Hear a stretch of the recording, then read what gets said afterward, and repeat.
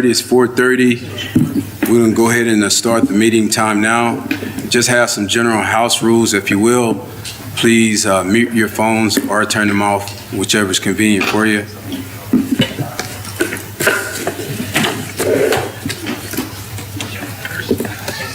Call this meeting to order now. Roll call, please.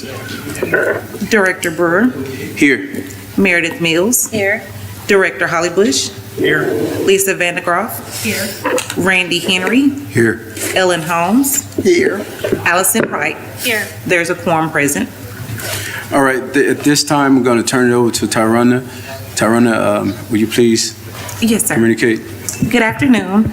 So I wanted to go over the procedures for this workshop. This is not a full AMP meeting. There won't be any funding that will be awarded tonight, nor will presentations be required. The only purpose, well, the full purpose of this meeting is to get any questions the AMP Commission may have about the requests that are in front of them. So you won't be required to give a presentation. There isn't even a time limit. They may get to your funding application and decide we don't have any questions, and at that time, you're not required to stay. But the entire purpose of this is to get the AMP Commission familiar with your application so that they can make a good decision at the meeting on the 18th. And that is when you will receive the amount of funds that will be allocated to your entity, but no decisions will be made tonight. All right, thank you, Tyrone. With that being said, we have the first applicant, which is Partnership for the Pathway. Please come forward. Do we have a representative?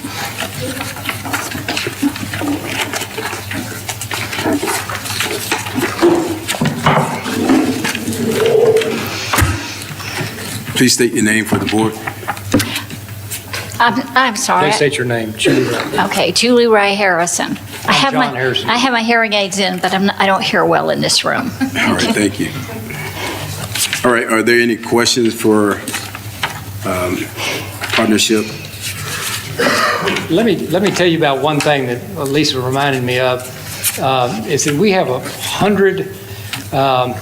have 620 runners last year. We have runners that come from all over the state of Arkansas. We're in the Arkansas Grand Prix Series again, and that will bring in at least 100 runners. We found out that one year when we weren't selected to be in the Grand Prix Series because of another run someplace else in Arkansas, and we lost 100 runners that year. All right. And so we got the hotels to agree to have the reduced rate for Friday, Saturday, and Sunday night, which is going to bring more people in, and they're going to stay additional night, at least additional night, maybe 2 nights. So we think that's an added bonus, and we appreciate the hotels doing that.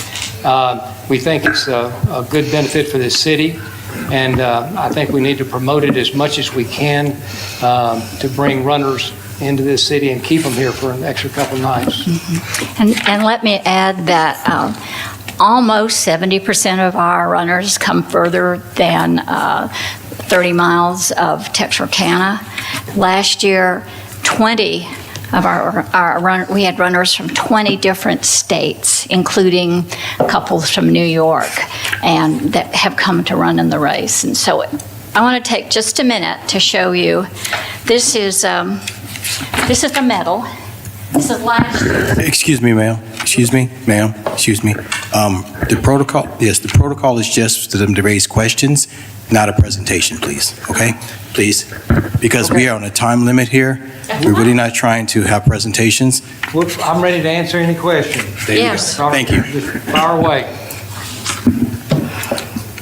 Are there any questions? No questions? All right, I have a question. Go ahead. Well, I was going to say, I know that you said with or without funding, the race would go on. What would be the impact as far as number of runners that we would lose without AMP funding this race? Well, we use the money to buy medals and runners. And T-shirts. And T-shirts, and, it doesn't cover all of that. So we feel like a lot of runners run for medals, some of them run for T-shirts, some of them run for the sheer joy of running. Some run because they want to be able to say they run in every state, and they get 2 states here. That we didn't know when we started this race. We didn't have any idea that somebody would come because they could get credit for a half a marathon in 2 states rather than 1. All right. Good I have a question. question. Are the shirts, medals, and flags, are they made locally? Are any other products made locally, the shirts and the medals? The medals are not. The shirts are. The shirts are Sports Magic. They've been making our shirts for a long time. Of course, we feed the runners after the race, and all that food is made locally. We get some cooks and fire up some grills and feed about probably 1,000 people down there after the race. So I think that pretty much is what comes from local. Okay, all right, thank you. Are there any more questions? I do have one question. I know typically the funds that are raised from this that go back to Arkansas are used for matching grants. Do you have any grants that you're looking at for this year with the proceeds for this race? We have been notified that there is a grant, an additional grant that's going on Jones Creek to extend that further. And we visited with Tyler, Tracy Lee about that grant. They're still sort of finalizing the numbers on that, on what it was going to take from us.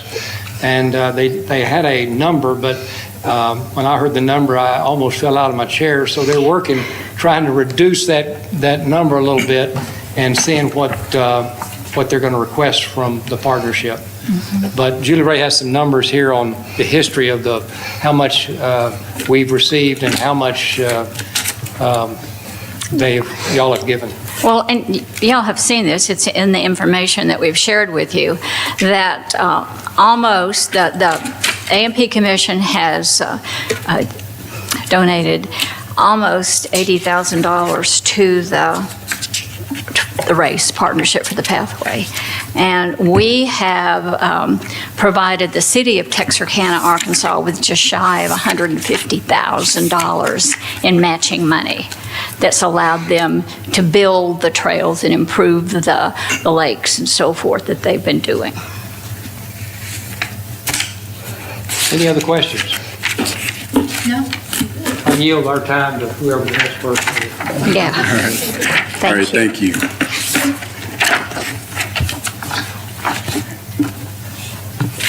you. Next applicant is Live United Bowl. Do we have a representative here for that?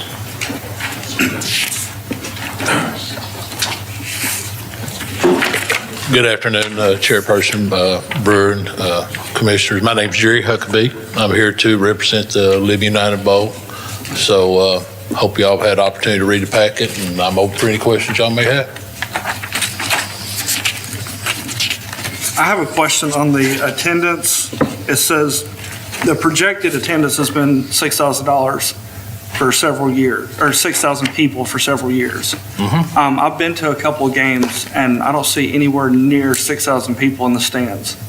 Are we talking pep rallies? Are we talking, where do we get that 6,000 figure from? Commissioner Bush, that's our projected goal. That's what we try to bring in with the teams we do. You know, the weather's played a role in that, distance played a role in that, but you know, we've had up to that many, more than once, and we've had half that many, so that's probably the best answer I can give you. It'd be nice if we could have the stands full. Yeah. And that's our goal every year, so ain't got there yet, but we're trying. All right, are there any more questions? I do. Do you get funding from Texas side, or is it just us that you're getting? No, ma'am, you're our founding sponsors. We do get $20,000 from Texas side. Okay. And what that funds is the banquet we have on the Texas side, Friday night totally, not even the money y'all give us to spend on that side of town. Okay. Every penny of that money is allocated just toward that banquet. It takes every bit I of know it. it's hard to we don't We don't have a place on this side of town that we can host that bigger crowd and do the things we do. So yes to your question. Okay, and it is held at Arkansas Stadium, Arkansas? Played at Texarkana, Arkansas High. Yes, ma'am. Okay. All right, thank you. Thank you.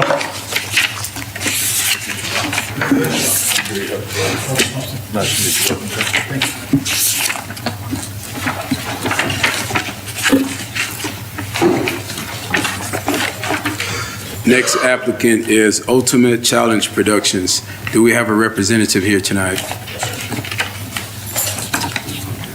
How are y'all doing today? My name is Jason Tollett. I'm the owner of Ultimate Challenge Productions, and we're open for questions. All right, last year you asked for 12.4, this year you asked for 28.5. What changed? Say that again? I say last year you asked for 12.4, this year you asked for 28.5. I think that might have been a mistake. I think we asked for 17.5 or 18.5. No, we asked for 20-something thousand because we ended up getting 17.5 last year. All right. I'm looking here. The reason why we're asking for a little bit more is because this is our 10th year anniversary to bring this event into Texarkana, and it has grown every year. We try to bring in the best entertainment with that. We're wanting to bring in a concert with it to, just show our appreciation to the people back in Texarkana and the people that come to this event. They come from, 4 different states here. I mean, we got bull riders that come from 20 different states and stock contractors that come from 20 different states as well, and they bring their families, and not counting the attendance that we draw from outside of Texarkana. And this event is held on the Arkansas side, right? Yes, sir, Is that correct? absolutely. At At the Four States Fairgrounds, yes, sir. All right. Yes, sir. Would the concert be at the fairgrounds as well? Yes, sir. Everything would be Yes, sir. one-stop shop? Unless y'all want us to bring it downtown. I wouldn't have a problem with that at all. Well, that's kind of, I've got to meet with some other folks as well, because that's kind of but we got to figure out how we want to split that ticket up to get the people from there from 9 to 9:30, because I can run that bull riding from 7 to 9 and be done with it and get everybody paid, and then everybody have to leave and come downtown for that, and I've seen the new stage out there. I'm all about that, and if we can bring them downtown, it's even better for y'all. Oh, yeah. I've just got to get in touch with my contacts with a couple entities here, and we can probably make that happen.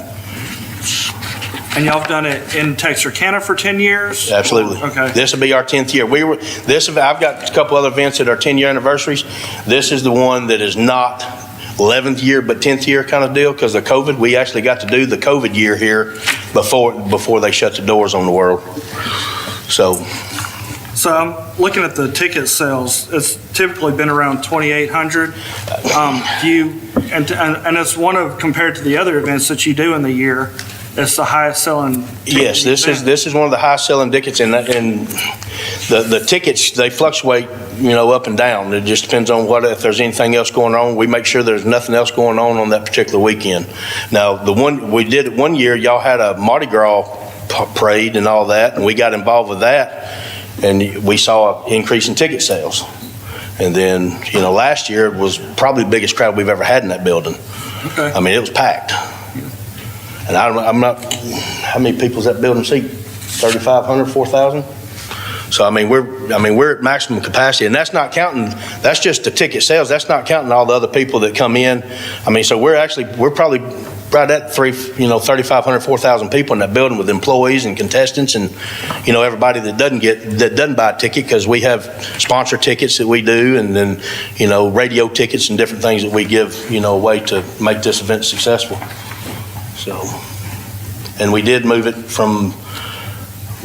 we are back over across the road away from the convention center.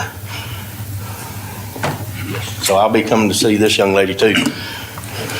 At the convention center? No. Are you at the convention center? No. No, you're at Holiday Inn Yeah. Express. Yeah. Yeah, we'll be coming to see you. We stayed at the Hampton last year. Okay. Yeah.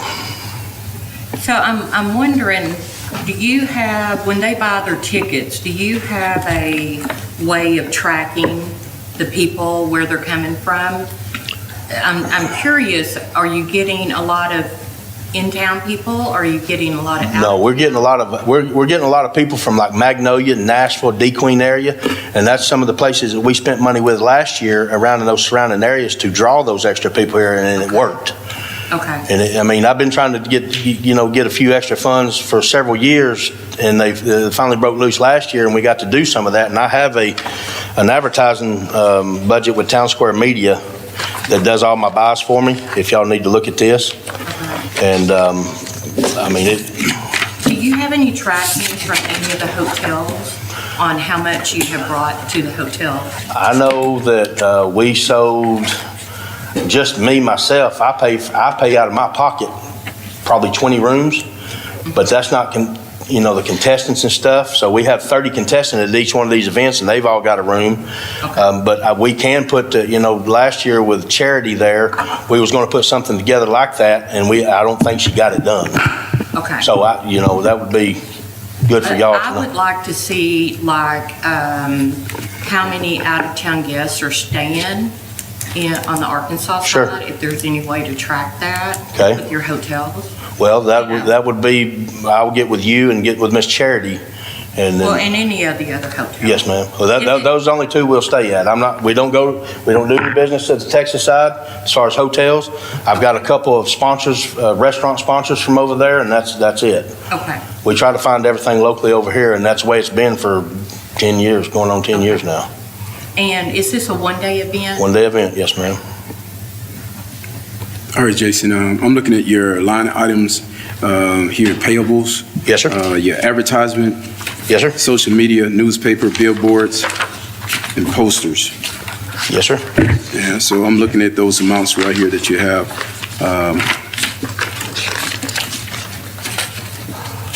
So newspaper and billboards, you have doing no advertising for that? We have found that as far as newspapers and billboards, we get more bang for our buck, if it's social media ads or radio ads. Okay, so this year you're concentrating more on advertisement, radio, social media, and posters. Is that Yes, sir. correct? Yes, sir. And here's this, if y'all want this. This is our radio budget, about 8,500. So that's just with that. They'll make a buy with like the station in Magnolia and the station in DeQueen.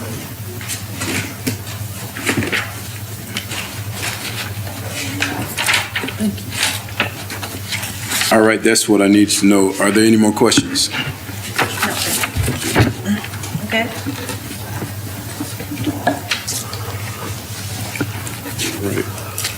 All right, if there's no more questions, thank you.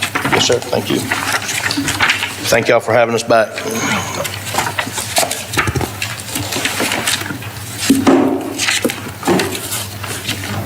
Next applicant is Four States Fair.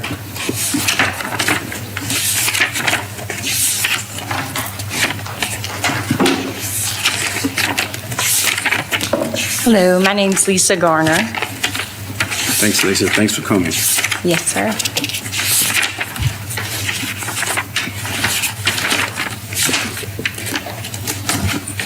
Are there any questions for Lisa? I haven't looked at.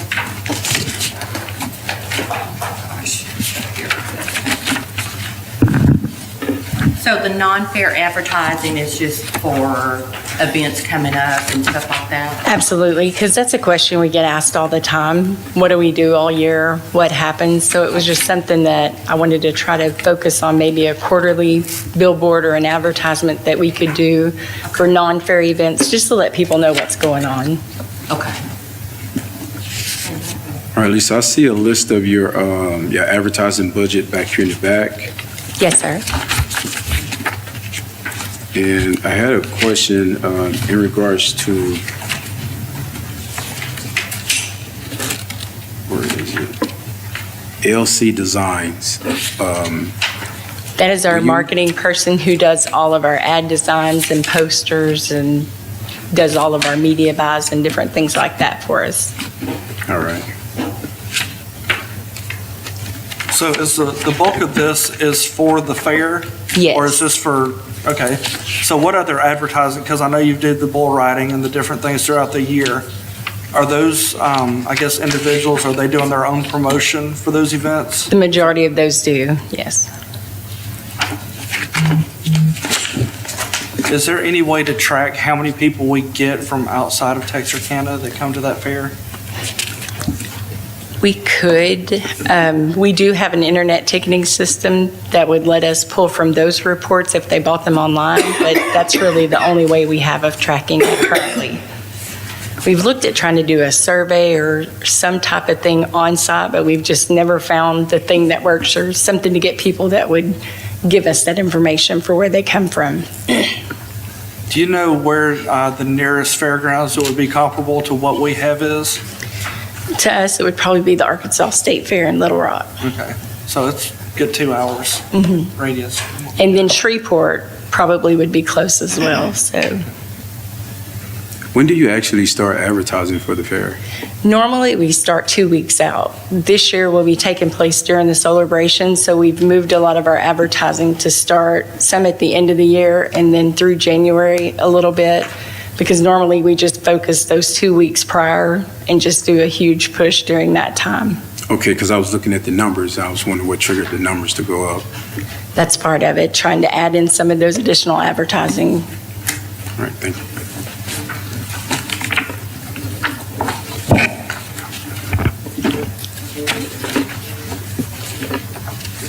Is there any more questions? No. Thank you. Thank you.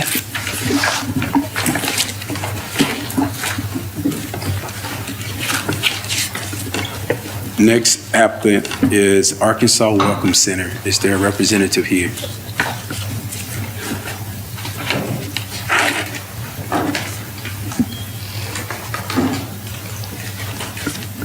Hello, my name is Tammy Summers. I'm the Assistant Manager for the Arkansas Welcome Center here in Texarkana. We actually have 2 proposals. So the first one is the coffee funds, and then the second one is for the FAM familiarization tour for Arkansas. Are they together, or are they going to be separate? Yes, we have you here, Arkansas Welcome Center at Texarkana. That's the first one with your requested amount. And that first question I have for you, how many attended last year? I'm sorry? How many attended last year? Last year's numbers, give me one moment and I can find that information. 320,000? Yes, sir. 135? Yes, sir, thank you. Good deal. And as of this year, as of the end of September, we've already done over 214,000 people just coming through our center alone. That's a lot of coffee supplies. Yes, it is. Now, for the pots of coffee, the cups that we have served is over 17,000 as of September 30th of 2023. Now, the coffee itself is donated to the state through Rest Rock, and we order that separately from our warehouse in Little Rock. We are just asking for funding for the coffee supplies, the cups, the lids, the sugar, and the creamer, straws, napkins, that sort of thing. Unfortunately, our center, well, it's not an unfortunate thing for me, but our center is double the size of any other center.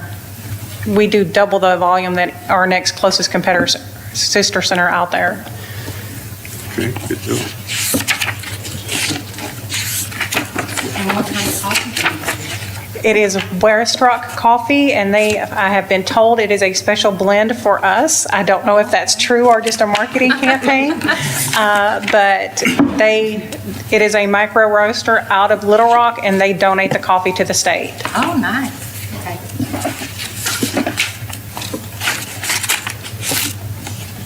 And the tour, so the purpose is to have them see Texarkana, see what they're promoting. Yes, ma'am. This training, it's a training, it's FAM tours, it's short for familiarization tours. Typically, employees from all 13 welcome centers and people from central office will go to on these tours so they can go out and tell people about Arkansas. They rotate throughout the state, so it's not always coming to our area, but what happens is these people will go back to their centers and say, you have the Ace of Diamonds house, or excuse me, the Ace of Clubs house here, and bring those people back. I know we have a dog park. They go out, we have excellent facilities. Our downtown is growing. We have excellent venues. We have the 4 States Fair. We try to keep on top of all of that information so they can go back and tell their people that when they come in. Okay.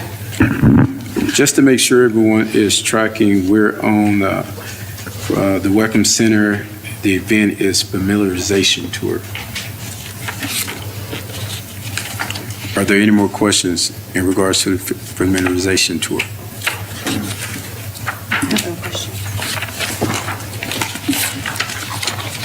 All right, thank you. Thank y'all.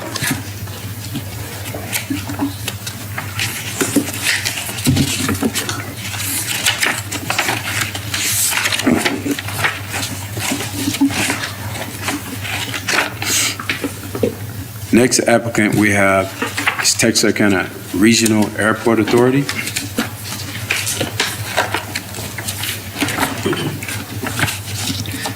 Good afternoon. I'm Paul Merlick with the airport.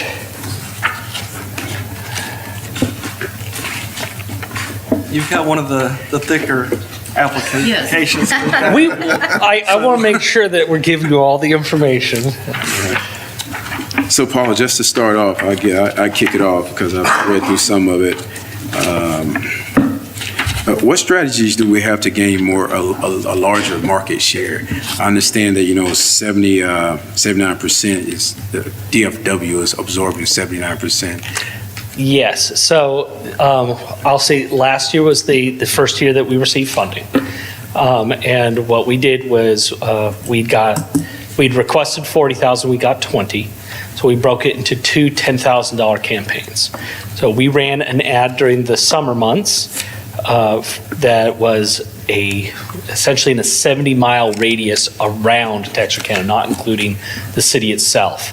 Internally, we ran that ad onto Facebook with our own funding, but we had that go out. So if you had things like Paramount or Hulu where they have those ad breaks, it would then air on there, and they would not air in a home more than 2 times.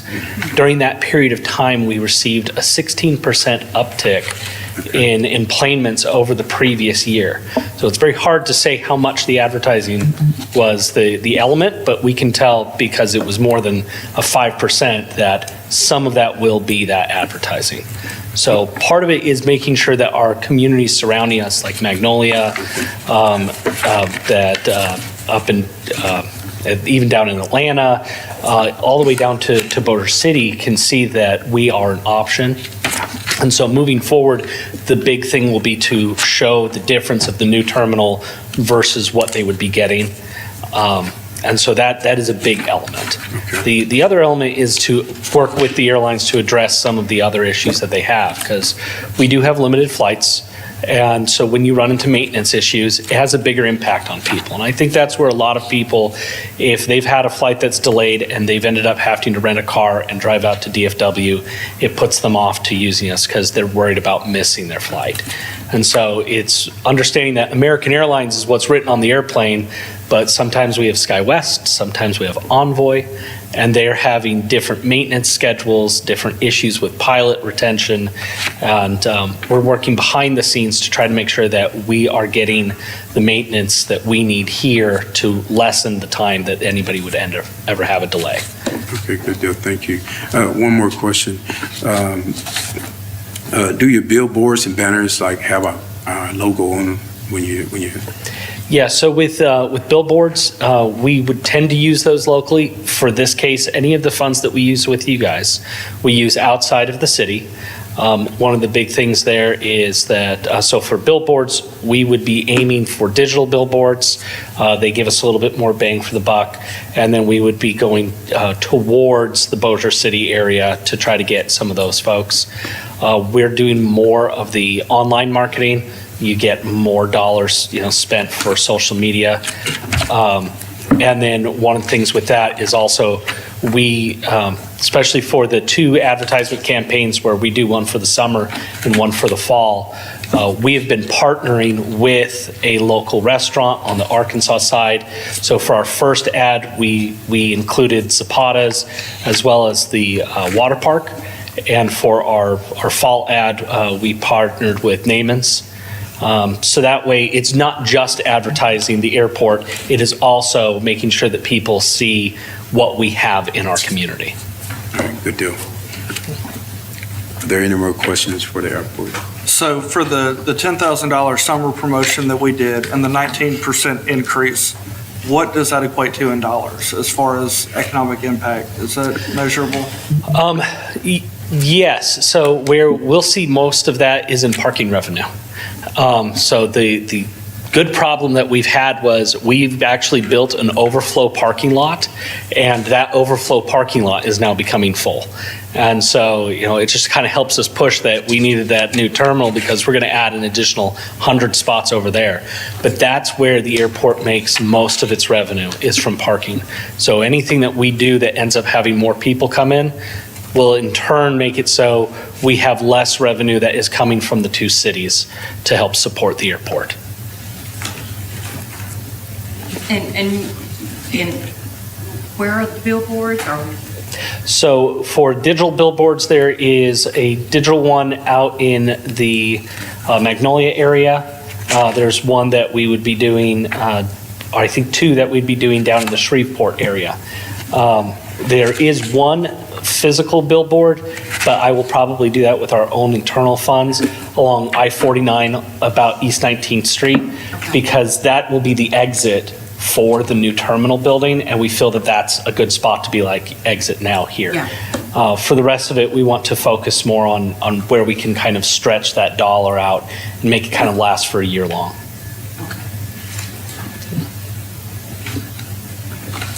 All right, thank you, sir. If there's no more questions, thank you for your time. All right. Next applicant will be running WJ Therapeutic Center Incorporated.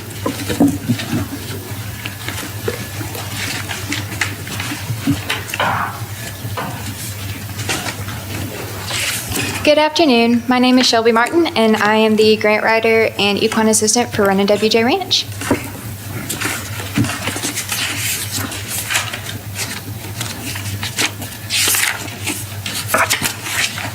Are there any questions for Shelby?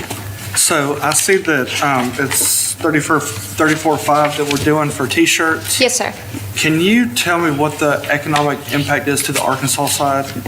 I know that the event's hosted on our side of town, but is that, where do we see, are we getting people from out of town that are coming in? Who Yes. participates in this event? Yes, sir. So we actually had people from 13 different states attend this year.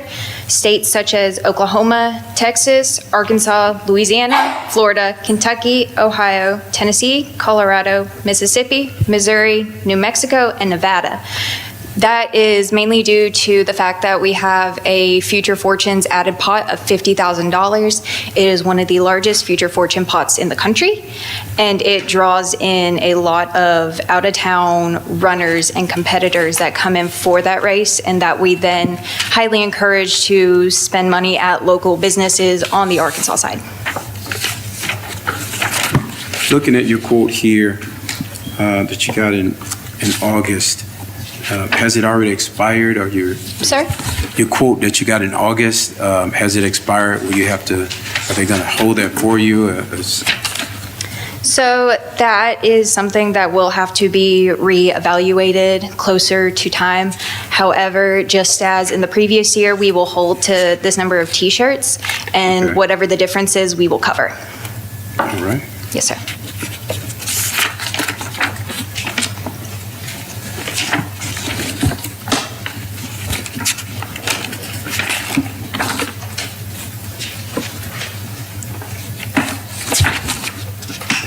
Are there any additional questions for Shelby? Thank you. Thank you. Thank you for your time.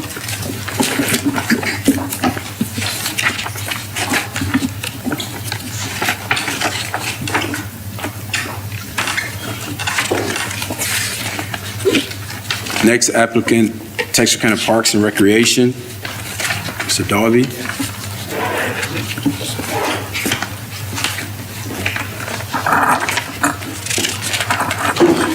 Good afternoon. My name's Adam Dalby. I'm the Director of Parks and Rec for the city. Which application do we want to do first? It's going to be, Maintenance and programming is the first one I got. yes, Parks and General Maintenance and Programming. Any questions? Let's go back here where you're advertising your promotion request.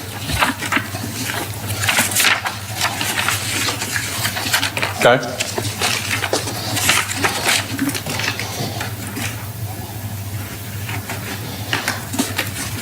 Let's go down here to number 5. And last year, I remember we purchased some, you got some monies to purchase some LED bulbs. Is that project completed, or are you still? No, they're starting in 2 weeks. Okay. The poles themselves were a 16-week lead time. So they're pouring the bases in 2 weeks, and then it'll be 2 weeks after that, they'll set the poles and start setting lights.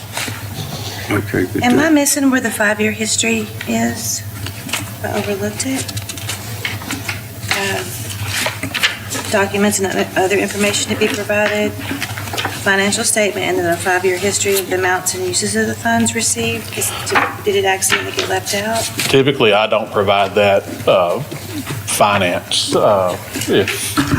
If you have a question, all of my stuff goes through finance. You have a question about his financial side Oh, of it? no. I can- All the applicants have this list of stuff they put in. Number 2 is a 5-year history of the amounts and uses of funds received from the A&P Commission, including results and benefits. I just don't see that. We can get that for you. Okay. That's something that he historically, because he's with the city and it's a city department, Okay. they haven't really harped on him providing that information, but we can most definitely get that for you. All right. I can get that email to you. Got another question.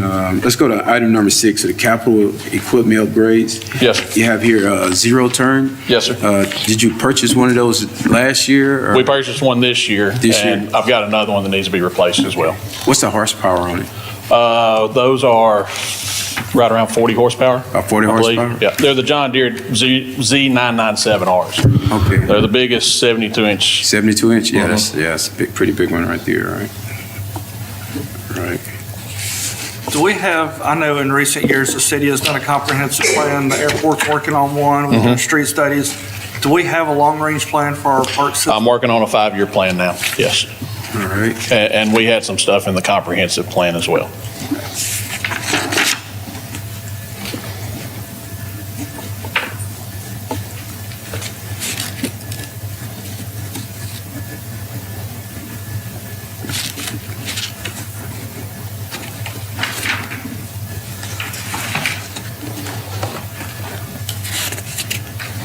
Are we finished with that one? All right, are there any more questions for Park and Recreation? There's 2 other. All right, we're gonna, if you will, just kind of stand fast. The next one is for the Texarkana Rec Center programs and improvements. Do anyone have any questions in regards to the Rec Center improvements? How long has the rec center been open now? Almost 2 years. 2 years? Yep. And what kind of, I know over the last 2 years, I've seen more and more things happening at the rec center. So how will this $60,000, I guess, continue to see that facility be used? So for the rec center, programming and rentals, we've had over 49,000 people come through this year that we've serviced. 25,000 for programming is how many people have come through the doors. So a lot of this money will go towards just general upkeep and improvements to the facility itself and to help pay for the programs. Okay, I see some of the programs listed here, some of the tournaments, partnerships with other organizations. Yeah, the partnerships with other organizations, most of the people that are applying for A&P money, we're partners with. So we help with a lot of their events as well. I know Breakfast with Santa and Breakfast with Easter Bunny are very popular. Breakfast with Santa had over 200 people come through. Breakfast with the Easter Bunny, there was 200 people through in the first 15 minutes. We had over 500 people through that morning. Are you still doing the wrestling and the fitness expos? Yes. Do we have, how many people do we have come through there that are just from out of town that are here visiting? Not a whole lot from out of town. It's mostly in-town people. It's practices, it's open gym in the afternoons. Our programming is right now geared towards seniors, and we're working on gearing more stuff towards the youth. You should see a real uptick in that in the next few weeks. Do we sell a lot of memberships to people on the Texas side? I'll have to check. It's probably about 50-50 between Texas and Arkansas. I have a question. Go ahead. So the events that are held there and everything, are there other organizations that fund events or help donate anything? Yeah, the rec center is used more as a facility for those groups. So they're putting on their own programs, and we're just providing the space. Okay, so like Breakfast with the Easter Bunny? That's entirely Parks Department. Now, we have people come and volunteer, but it's put on by the Parks Department. Okay. But like it says wrestling, is there any cost involved? Just for our cost, it's just the lights and the manpower to staff it. Okay.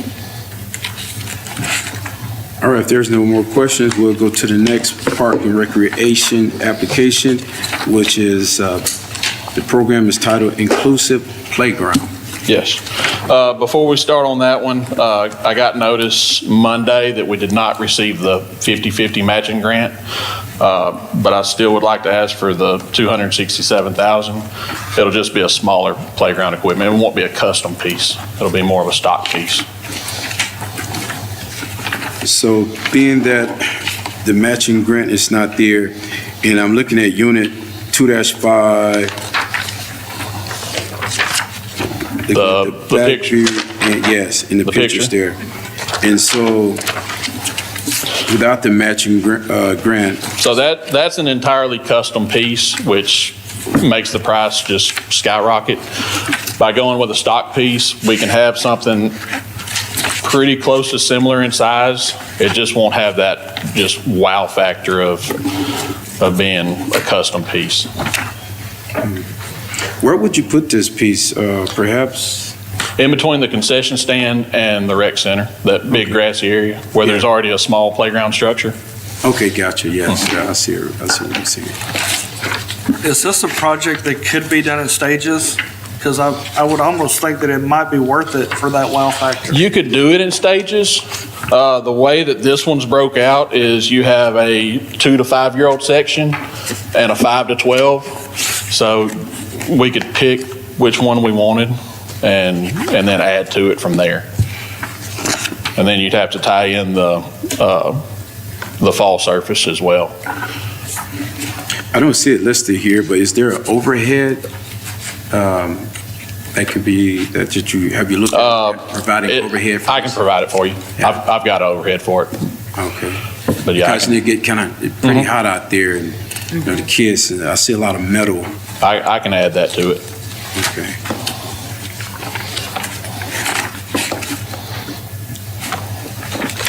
So what would be your preference? To scale this down or do it in stages? My preference would be to do away with the custom piece and go with stock pieces and try and get it as close to the same size as possible. And do it all in one? Do it all at once. Okay. Can you get a quote for that?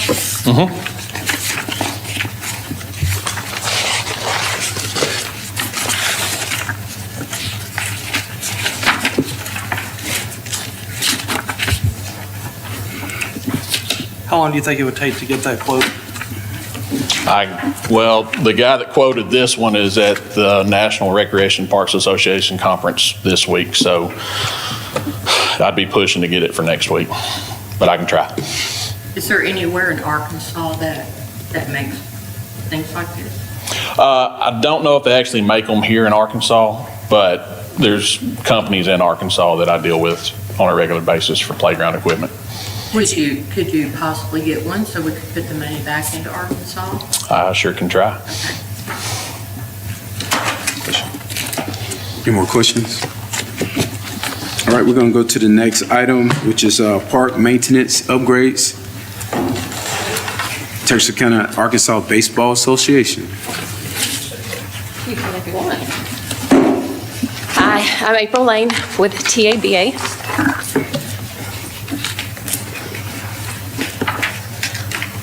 So on this, y'all have an agreement with the city for Ed Worrell Park, correct? Yes, we do. And y'all maintain that facility year-round, correct? Yes, we do. And at this time, you're looking at replacing a roof, is that correct? We are. Yeah. How many squares is that roof?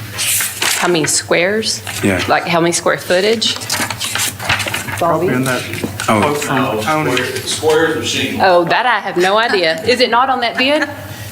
No. He didn't list it This on the bid? is- Okay. Yeah, all right, well, You know, I'll I'm not in refrain from that construction. question. It says replace with 34 square architectural driftwood shingles. All right, good deal. It's Tyronda, on when the you head. send me the 5-year, can you do it for this also? Ma'am? Can you also send me the 5-year history for the parks? Or is that just She's one? got it in her Or baseball, I'm at baseball. I didn't see it either, but I could be blind. If you go back a little bit further, right behind, this page right here, Okay. that's where she starts Oh, good. her 5-year. I see it. influence. There we go.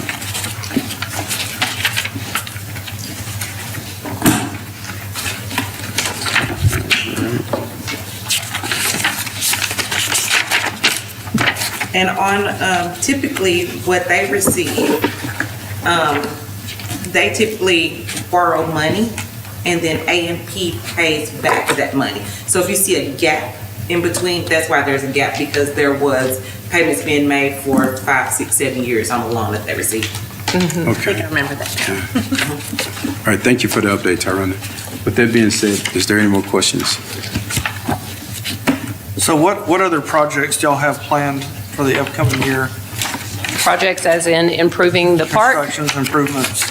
Pretty much just what I listed. We've done so much in the since 2020. There's really not much else we can do out there unless we want to turf the fields. And Texas side is about to beat us to that, therefore they're going to be outplaying us. So. So what is ABI Force building? What's the ABI Force? Is that the company? Yeah, the ABI Force is an infield groomer. It's similar to a bunker rake. It just maintains the infield. Okay. We have one on for the Parks Department as well. You should have stood up. So how do you feel that if you didn't get, how would this affect if you didn't get funded? Affect the Well, we wouldn't be able to do any of this. I mean, our budget each year with the registration fees pretty much just carries us through the season on mowing the grass, caring for the park, the awards and supplies needed to run the actual league. So we can't replace a roof or replace the AC units that are going out, and they're so old. There's not much else we can do as far as these large capital improvements. We can just continue mowing, and those are about to be gone too. We replaced one mower ourselves last year. Okay. But the second one, we can't even use the second one right now. Do you have fundraisers or anything like that? Just the tournaments that we bring in. Okay. That's the only fundraisers that we have. And last year, we used the preseason tournament fundraiser to replace the backstop netting. Okay. All right, if there's no any questions, I notice we have another application for Texarkana Arkansas Baseball Association, and that event is, program title is the final extra of the 50,000 loan. That is in 2020, we got the $350,000 to build the new concession and entrance at the south end. And we took the loan out at Commercial National Bank at $50,000 a year of balloon payment. And we get that $50,000 from you already. It was over 7 years. There's a lot of interest that goes with that. So the last 3 years, I've asked for an additional $50,000 from you so that we can pay it off sooner. And so with this 50, It would be paid in full, yes. All right, good. How much does that save us in interest? We were paying right at $17,000 a year in interest. A lot. Quite a bit. Yeah. Enough to turf the fields? Well, not quite that. That's a lot of money. That would be, we would be one of the only, well, now that Texas is getting it, we would be the only parks in the 4 states area with that. What would it cost to turf one field? Just ballpark. Just the infield on, the college field is about $1 million, Yes. right at $1 million for just. Hot Springs redid Majestic Park, and that's 4 fields, 1 high school, college-sized field, and the rest are youth fields. They put $7 million into that complex. Yeah. Was that infields only? No, that was full. Full fields. So Texas side just passed a bond, and they've been over to our parks looking at our concession stands and all that we do, because that's pretty much what we're known for is our food. Because they want to duplicate that. But they're also turfing their fields. They're putting a lot of improvements into Spring Lake Park, but they're only doing the infields. But like this year, we couldn't even start playing until the 2nd or 3rd week of April because of all the rain. We couldn't get on the fields, couldn't do anything with them. And I do have a tournament, a guy from Little Rock area wanting to host a tournament February the 28th, the end of February, but I can't guarantee that you'll be able to get on the field at that time. With what they're doing on the Texas side, we could guarantee that money. Those, the hotels and hotel rooms and stuff. But And how many teams would that be? we've had as many as 100 teams, and they have to use both parks. But it's normally around 40 to 50 teams that come in, and they're mostly out-of-town teams. And sometimes it's 3 nights, sometimes it's just 2 nights in a hotel.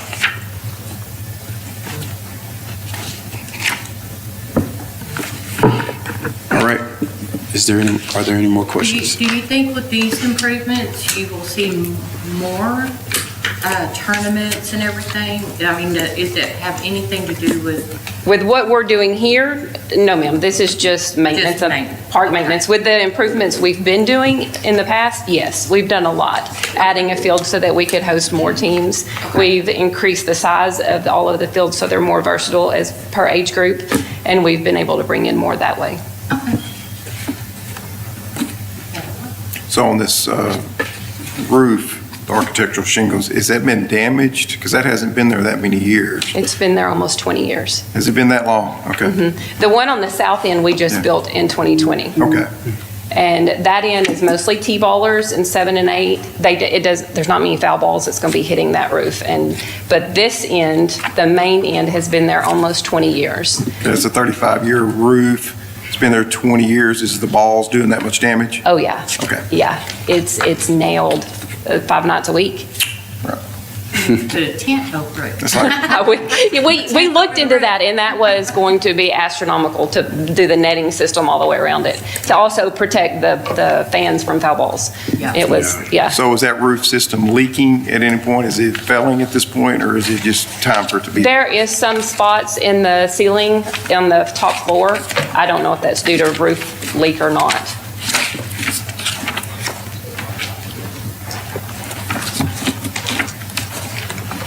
Thank you. Anything else? We do appreciate it. Thank you. Next applicant would be TRAC. Texarkana Regional Arts and Humanities Council. Hi, I'm Megan Griffin with TRAC, and we have an addendum for you guys. So I'm going to give you that.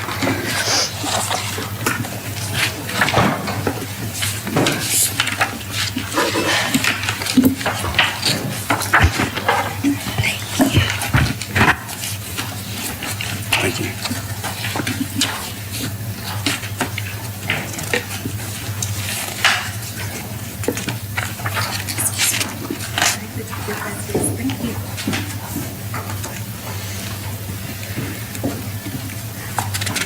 All right, I see the addendum here. that's in the back of your package for grant funds and the budget breakout. Thanks for the update right here. All right, we'll take a look at this. And, all right, just looking at your class expenses here. Yeah, okay, I see a decrease there. A&P promotions, okay, I see a decrease there.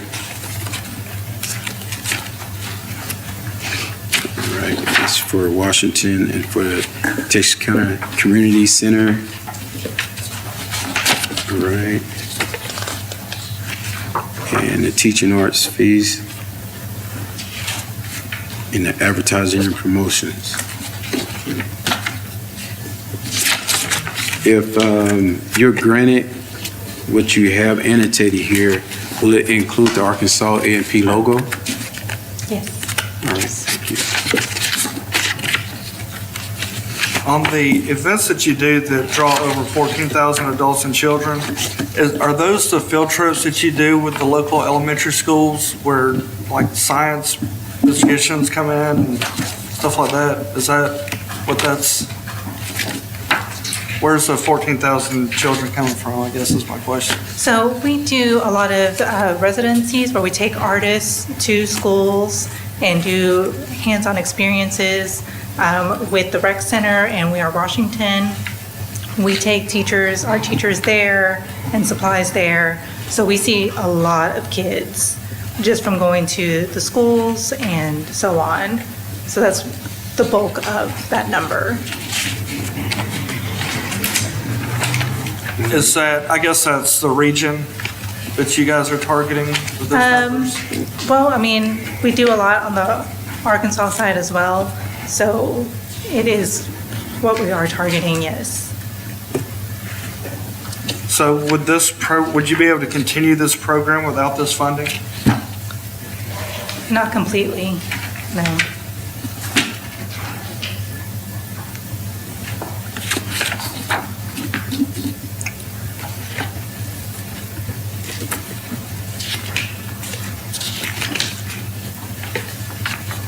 And it says here, this is your second year offering all 3 locations. Is that correct? Yes, this would be our second year. The addendum, we are adding the Salvation Army Boys and Girls Club. We made that partnership with them after we submitted the application. Okay. Now, are these events one-time events? It's throughout the year. Throughout the year? Yes, ma'am. What would you say the economic impact to the city is? Because I know that, if you're going into our schools and our community centers, that we're not bringing in outside dollars. But obviously, this is an investment in our children and in our future. So is there any way to say, okay, arts and humanities, put so much back into the community, 20 years down the road or however long it takes? Well, we do have some people coming, like the teaching artists are from out of town a lot of times. And so they are staying and traveling here when they come in. So that would be part of bringing some into the Arkansas side for hotels and food and things like that. Do you receive any sponsorships?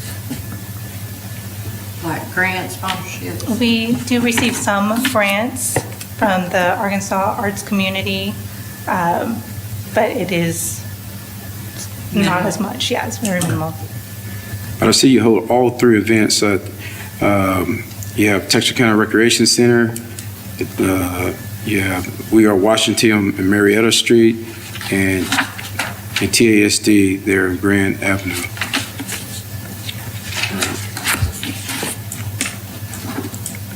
Do you get any funding from the school system for the programs you do there?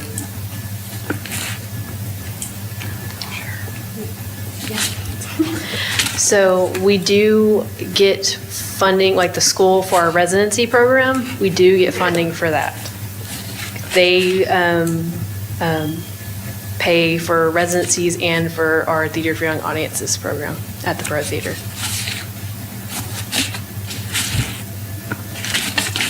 And how do you get this word out? Are you advertising besides Facebook? Not really advertising, but are you putting it out to the community? This is what you're doing. Yes, so we do posters, flyers, and we do rely very heavily on social media. And we do put money into that to boost that and get as much coverage as we can. We've also done some print magazine because we were just talking about Yeah, actually, that's true. Some magazines as well. We put ads in there.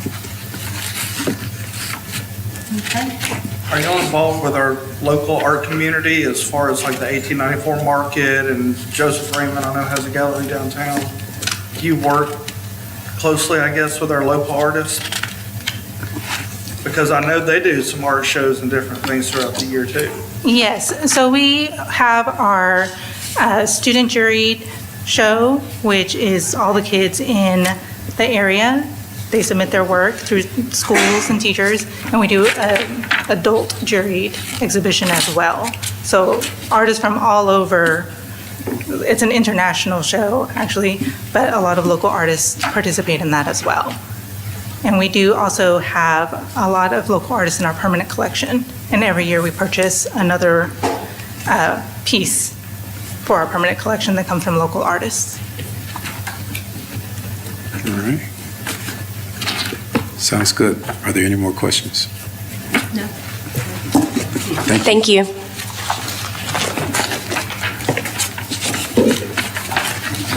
Next applicant we have is Main Street, Texarkana. Do we have a representative here?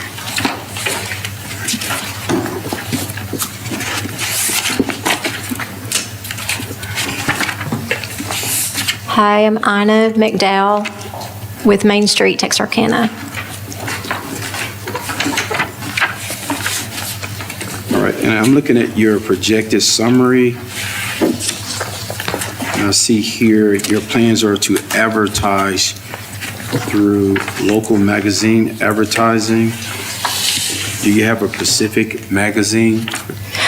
We do Four States Living Magazine, Parent Magazine.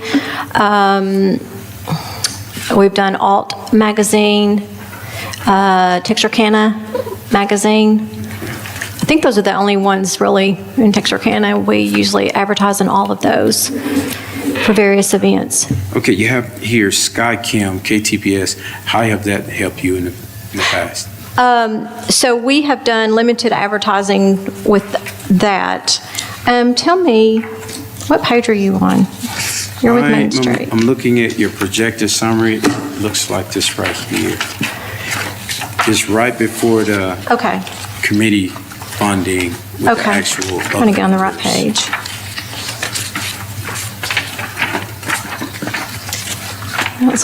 I gave you a copy and not me a copy. How could that be? Hold on. Yes, 60. Yes, 60. This is not me.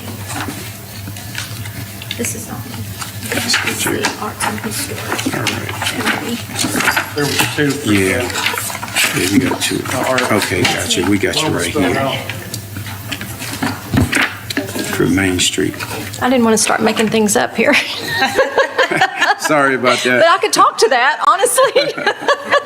But, you know. Yeah, I was wondering why the increase there. It's very familiar, but I didn't think I put that in mind. Well, let's talk a little bit about your Oktoberfest. Okay. This Saturday. I gave you samples of our advertising from last year, so you see where, of course, we include your logo on everything. All right. So I'm here to let you ask me questions.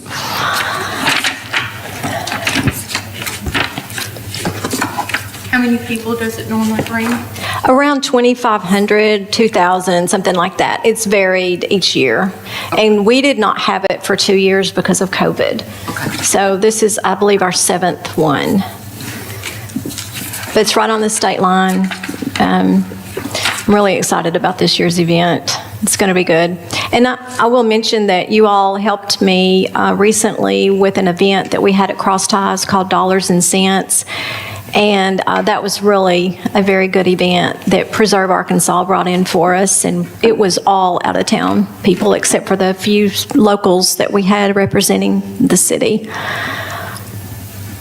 All right, they talked to us about your advertising for the print and radio and TV. Okay, so back to the print is the local print that we do. We also do the radio stations, usually Town Square Media, that's several different outlets and types of music. Texarkana Radio. We've done AMI in the past, but right now for this year, we're doing Texarkana Radio, which is downtown, and Town Square Media. We also advertise in the Texarkana Gazette. Most of our advertising this year is going to be actually through social media, but typically we run ads also in the Gazette. Okay. Hey, also, you have here listed Downtown Live IP tours. What is IP? Imagine the Possibilities tours, and actually we have that on Friday night. And it is where, it's like an open house where buildings that are for sale or lease are open for tours. Right now we have 10 that are going to be open on Friday night from 5 to 7. So, and that's a statewide thing, so we get promotion all over for that. How many of those are on the Arkansas side? This year we have 4, I believe, but it varies. Honestly, you got to have a building that the owner's willing and it looks good enough for somebody to walk through. But, and you didn't ask this, but Downtown Live has been a really good event for us, and honestly, we wanted it to be on both ends of Broad Street. It's been predominantly on the Arkansas side because that's just where most of our artists are, the 1894 Gallery, Joseph Raymond.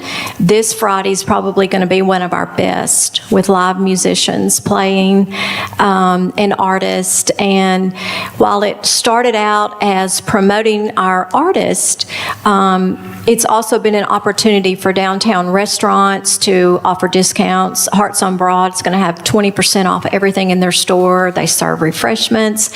Stone Studio is usually a participant, so it's really a good way to promote our downtown businesses.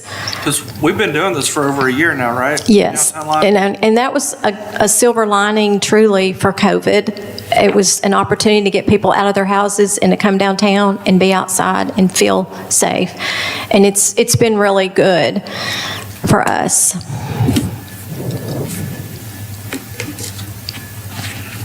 So what would, all of your events are local events. What would you say the economic impact would be for people coming in from out of town? Outside. We know that we have an impact because we work very closely with the tourism centers, both Arkansas tourism centers. Obviously, because Main Street is based out of Little Rock, we get a lot of promotion throughout the state with them. And as I mentioned, with Preserve Arkansas, because we are a preservation-based organization that drives economic development. So we get people in from all over. And I can say last year, the date fell, one of our events, the date fell on a class reunion. And that brought in all kinds of people. And we have people that call wanting to know when something's happened that maybe used to live here, want to come back into Texarkana. Do you have any way to track that, of people coming in from outside of Texarkana? I could probably track it better.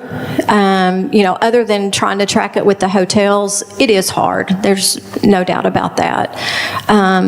But I work very closely with our Arkansas hotels and restaurants and all. Obviously, I'm mostly focused on the downtown area.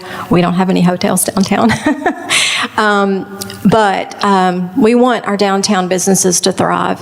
One other thing I wanted to mention, and I put this in my request, is I get $25,000 a year just from the state of Arkansas. And whatever I do is promoted. They're thrilled when we're using those funds. And those are grant funds. And so I've given money to TLC downtown. We gave a significant amount of money to the new metro that just opened up. Hopkins got a very nice grant this past cycle in addition to their the little art station that's right up here. I'm There's a new business that's just opened in what was the Railroad Museum, and we are going to be supporting them as well. There's a new workout facility. We're trying to get working with them. So those grant funds really go a long way with helping with repairs, signage, advertising, all that kind of thing for our downtown businesses. So. All right, are there any more questions? Thank you. No, okay, thank you. I'm going to turn the page this time. Our next applicant is Hypercon Events LLC. Do we have a representative?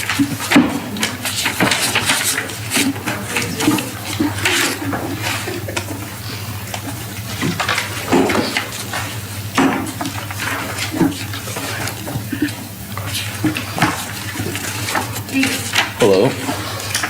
My name is Jesse Darby Tillis II. I am with Hypecon Events. So I know you've recently been doing the wrestling events. Is this the same thing, the HypeCon? Is that the wrestling or? There is one for wrestling. There was 3 applications applied. For this one right here, we have is Comic Con. Yes, a Comic Con. It's something I've done before, but since COVID, not going in, this is something I think everybody's ready to go outside. I see all the other places starting back. So now I've been in discussion with several venues on the Arkansas side of Texarkana to throw another Comic-Con. It's HypeCon. And HypeCon is I think it's called an anagram of helping youth progress every day. It's for youth and the young adults, something for more people to do. Which each event I always donate to local nonprofits from any event, wrestling, Comic-Cons, anything. All right, and we see here your financial statement in regards to advertising, promoting. We see your advertising here. You have here $2.99. Do you have any other forms of advertising and promotion? That is from everything that I've used. From my promotion, everything else. I hope to increase that and get more radio advertisement, TV advertisement, just to kind of bring it more known, to bring more people in. And are these the first-time events? First-time events, looking at all 3. I've done the Comic-Con before on Texas and Arkansas side. I've done the wrestling event recently this year, and we did one last year, all of on the Arkansas side, and it's transformed more into a televised TV show that will be shown on Channel 35, the local TV channel station on Texarkana, Arkansas side. And the other event has not been done yet. I have went through and read through and went to the state to make sure all protocols are together with it. Okay. So on your, on the revenues, the gross sales, or I'll do net, 28,000. Yes. Is that for how many events? That 28,000 is from me doing from last year from the events we had, the Viking Festival, and from the various video game tournament esports events I've had, and the wrestling event I had from last year. So it branches overall of HypeCon and the specific events, because HypeCon does multiple different events, and what I'm applying for is just for the 3 events that are shown. And to, I guess, to explain more, like a Comic-Con, HypeCon, it's enclosed. It has things of wrestling. It brings different guests to the city. We brought Power Rangers, Comic-Con comic book guests. We've brought voice actors of cartoon shows down here. Do you have any numbers on your last Comic-Con event? Because I know you've had. My last 2, numbers of what exactly? Like attendance or vendors? Where the people come from, revenue generated, how much it cost? Yes. Because there's no numbers on this event. Okay. And I'm seeing the request for 35,000, which is more than all of your previous events. So for my numbers, I can show from vendors and from guests I've brought. I know for a fact that I can bring from those events that I've done. As in, we've had people fly out. I've used hotels from Best Western and the Hampton on the Arkansas side. Can you get us some more numbers on these individual events, just so we can Yes. look at apples to apples and? Would you want Good the understanding. specific numbers, like, because I've done the wrestling events last week and in August, would you need recent numbers like those? Well, as far as it pertains to the hype and glory, Yes. that way we can look and say, okay, the request there is 10-9. Okay. So what have these past events generated? What they brought, the advertisement, that kind of everything? stuff. Yes, I can bring the recent numbers on Yeah, those. and if out of town, if you brought out of town or it Yes. brought in out, if you can get something maybe from the hotels or. Okay. I've been using, for Hype and Glory, I've been using specifically the Best Western Plus. Okay. All right, seems right now, we're at Hype and Glory Wrestling because you already moved on to that location. We're on tab number 18. And tab number 18, looking at those financials as well and bringing it all back home to advertising and promotion. Yes. We're looking at your advertising expenses here. Let's see, you have $299 there as well. Will you be using any other forms of advertising? What forms of advertising will you be using? It don't say. Well, it's on Channel 35. Well, will be on Channel 35, but more so that and the other channels like Sparklight 10, plan to try and grow it from other TV channels like I think Channel 3. I want to try and go there. I have a future meeting to talk to them. Town Square Medium from Texarkana Radio. We've advertised in the newspaper. I would like to use from Alt Magazine to Four States Fairgrounds, pretty much anywhere, and even billboards just to bring in more. Okay. So for the wrestling, this would be 8 events?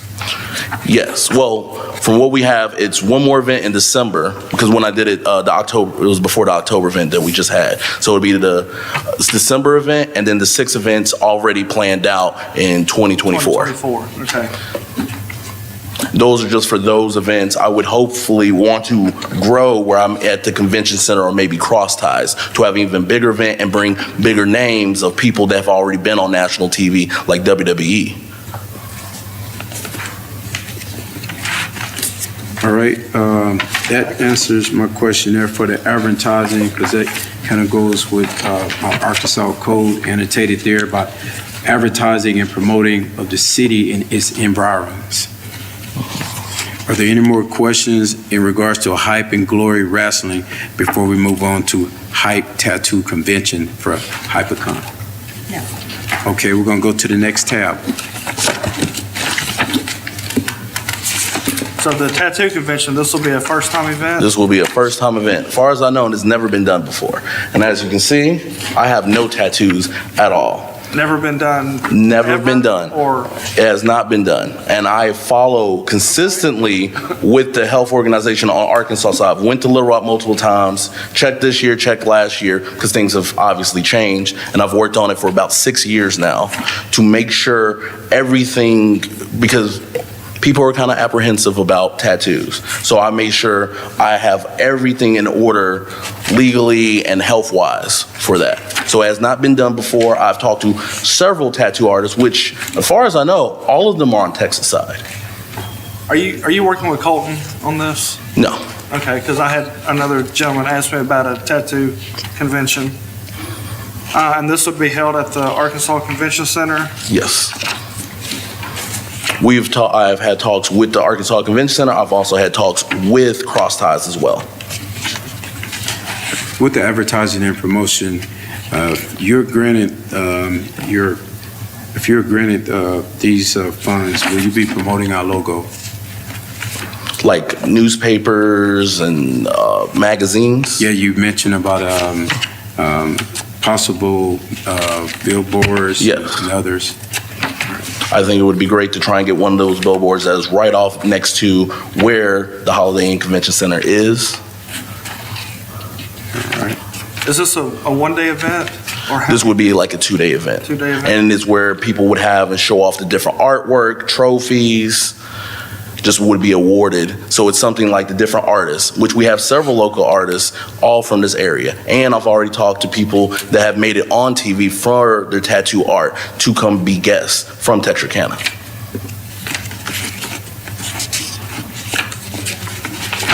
have you, do you have any sponsorships or anything? I have a few, nothing huge or big when it comes to sponsors. So if I, go ahead, I'll let you. No, go ahead. So if I come to this convention and I'm, maybe interested in getting a tattoo, Yeah. do I just, look through their artwork and pick an artist and they just tattoo me right there in the convention? Essentially so. You have a bunch of different artist booths. They show off different stuff. Like some artists are very big in big portraits or certain body parts they like to tattoo. Some specifically like to do like black and white. So you kind of look around and kind of see where they from, what have they done, kind of even their credentials, if they've made it to national television for their art.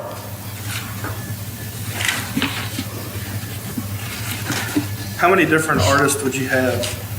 Starting the first year, looking at the size of Cross Eyes or of Holiday Inn, I could have around 30 artists fit comfortably that I've looked at for the size of booth space they may want.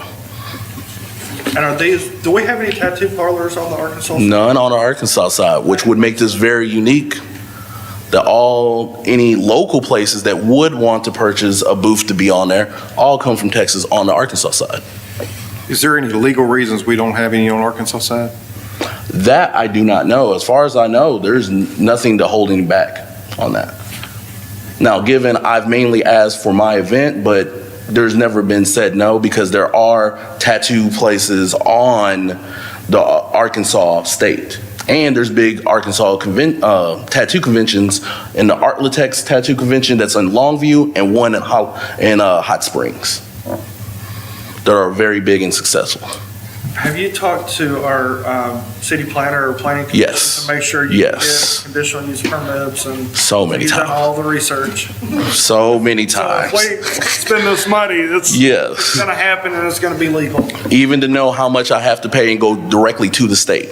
Okay. Is stated, they've gave me the numbers that go straight to the state of where I go to the health department, which changed 4 tattoos last year that I pay directly within the month of having the event. Okay, so you've done your research. But don't forget the logo. Don't forget the logo? Oh, I plan to plaster everywhere. You want a tattoo? Is that what I'm hearing? No. You're not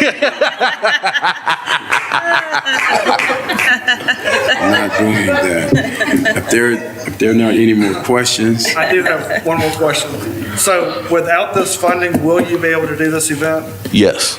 Now, how big it may be with how I have it to promote, that determines. Everything that I've done with Hype and Glory, HypeCon, everything is based off of my pocket, what I can generate, what sponsors I can get. And with more, I know I can make it bigger. I know I can put more eyes on it. I know I can make it more known. You mentioned how you would advertise that here in the local area. Are you going to plan on advertising that further out?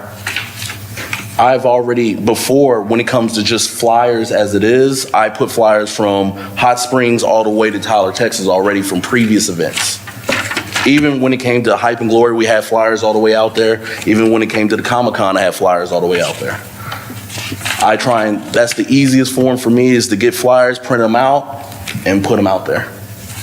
Same thing as when it hits newspaper, if I can get on some type of advertisement, because I think now the TV station is expanding, and I've had commercial, and they're expanding to Shreveport with their new transmitter. So I plan to already. all right, sir, well, we do appreciate your time. Thank you so much. I do have one more question. Oh. So because I know tattoo shows were popular several years ago, like Miami Ink and stuff like that. Yes. I don't want a tattoo. Yeah, I think he wants a tattoo. I think so. So if we were to get some nationally recognized artists to come in, would that cost, or do they come for the publicity? So bringing a national artist, because there's a national artist that's from here named Jason Tattoo, is a friend of mine. I've talked to him before. I would pay for his hotel as I treat any guest like a Comic-Con or a wrestler that I'm bringing down. Pay for a hotel. He may get a per diem, and then advertise him, may even put him on a flyer or poster. So it simply comes out of the funds that I have to pay for, because they are a marketing tool to promote if you have a big name. Well, we do appreciate your time, sir. Thank you so much. Next applicant we have is Texarkana Chamber of Commerce. We have 3 entries. I'm on the right one.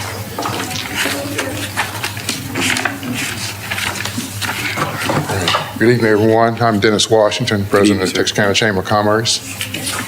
All right, we see here for the event program titled Community Promotion Items and Advertising. And back here on page 3 of 3, and some of the results you had from last year, I want to just make sure these still the same. Okay. The purchasing advertising space in the National Motorcycle Magazine, in Arkansas and Texas Trade Publications, and some online advertising, and some print materials, and purchase of lapel pins for relocation package, trade shows, walk-ins, and travel centers. Is all that still? Yes, sir, that's correct.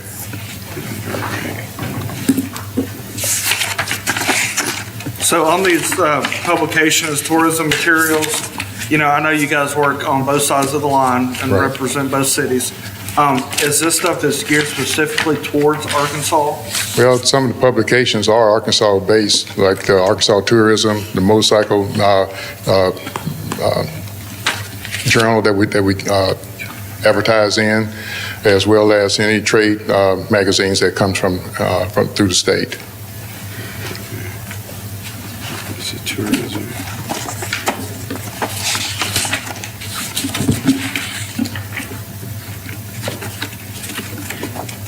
And this is 8+ years.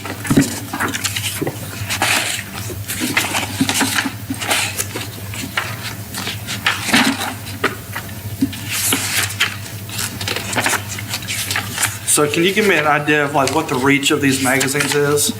Well, it varies because we often send out these magazines to various communities. We get requests from them by the bulk, loads of them, maybe travel bureaus in West Memphis or Fort Smith, as well as areas down around the Louisiana and Texas borders on the south end of it. So we're hitting the surrounding states? Yes, sir. Essentially, okay.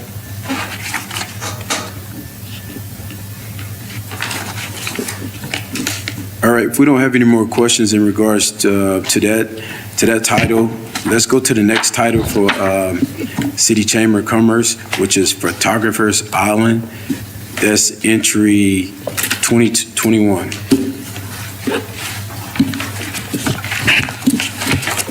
And Photographer's Island, will you explain that? Yes, sir. That's the beautification of, around the federal courthouse, where we have a lot of visitors that come in from time to time to take photos to be on the state line, be at 2 states at one time. We find that to be a very attractive area there. We're in the process of changing out the floor arrangements over there now. Visited with the landscaper, and probably next week before they switch out, but they'll probably clean up what we have there now in preparation for the planting of the fall vegetation. Is it chamber employees that do this, or do y'all contract with the? We use Frost Landscaping.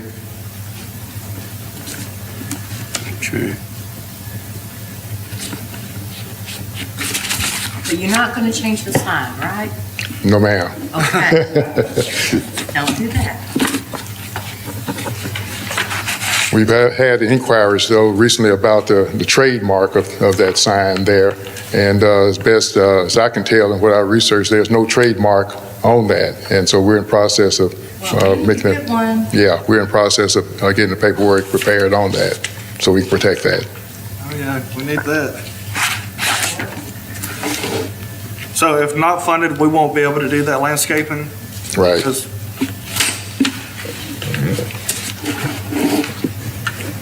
All right, if we don't have any more questions in regards to Photographer's Island, we have one more entry from the City Chamber, and that's titled Celebration under tab number 22. Can you give us a brief overview of kind of the process of where we've come and where we're at? Sure, I'll be happy to.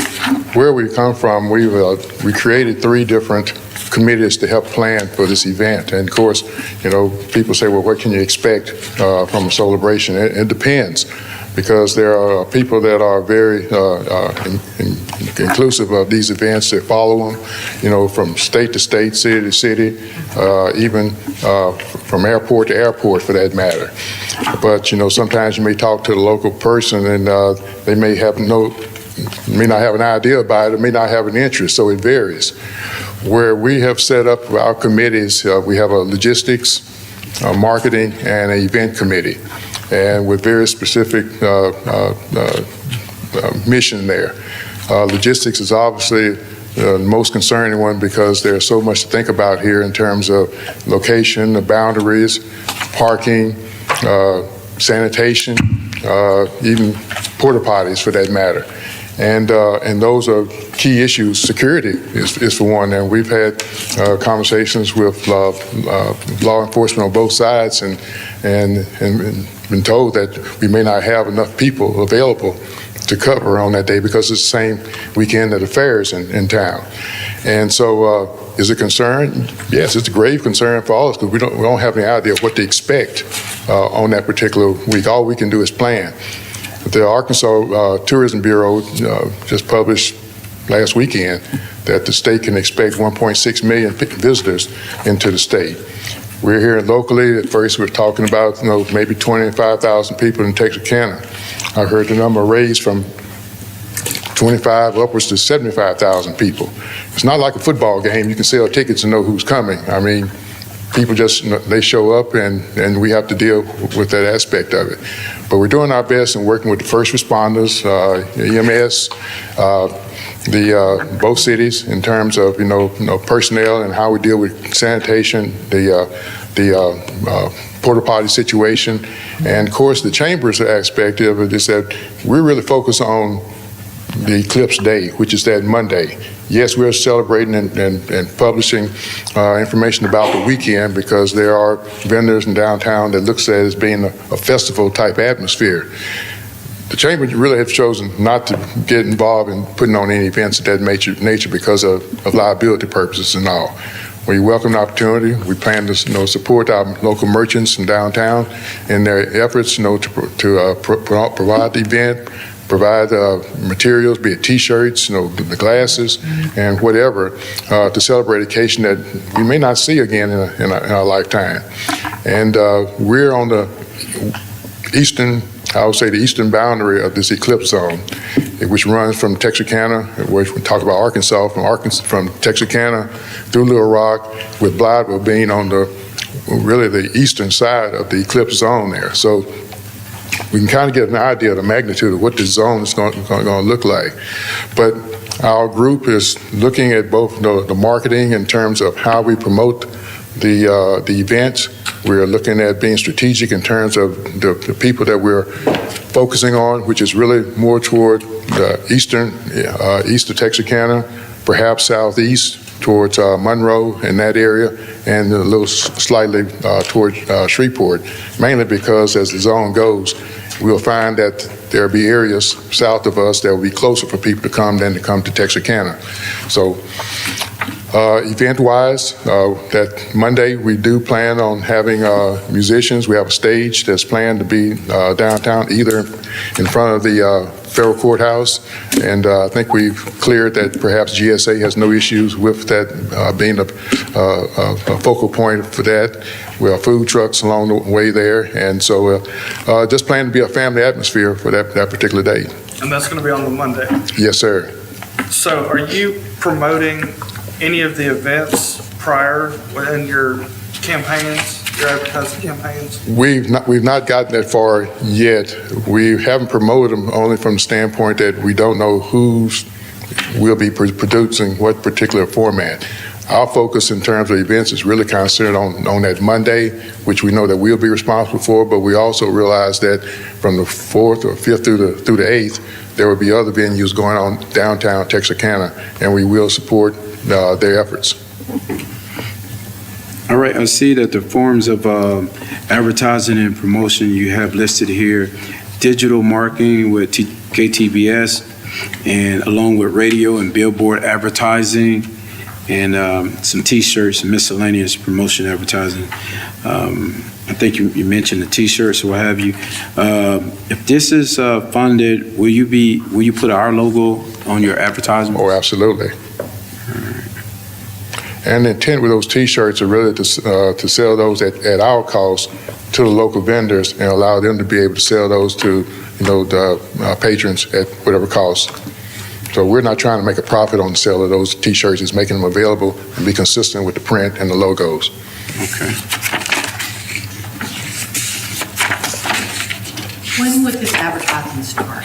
Well, we've already started billboard advertising around Minden, Louisiana. We've already committed with KTBS to start doing TV commercials. I think they should probably start this month, and it will run through the cycle there.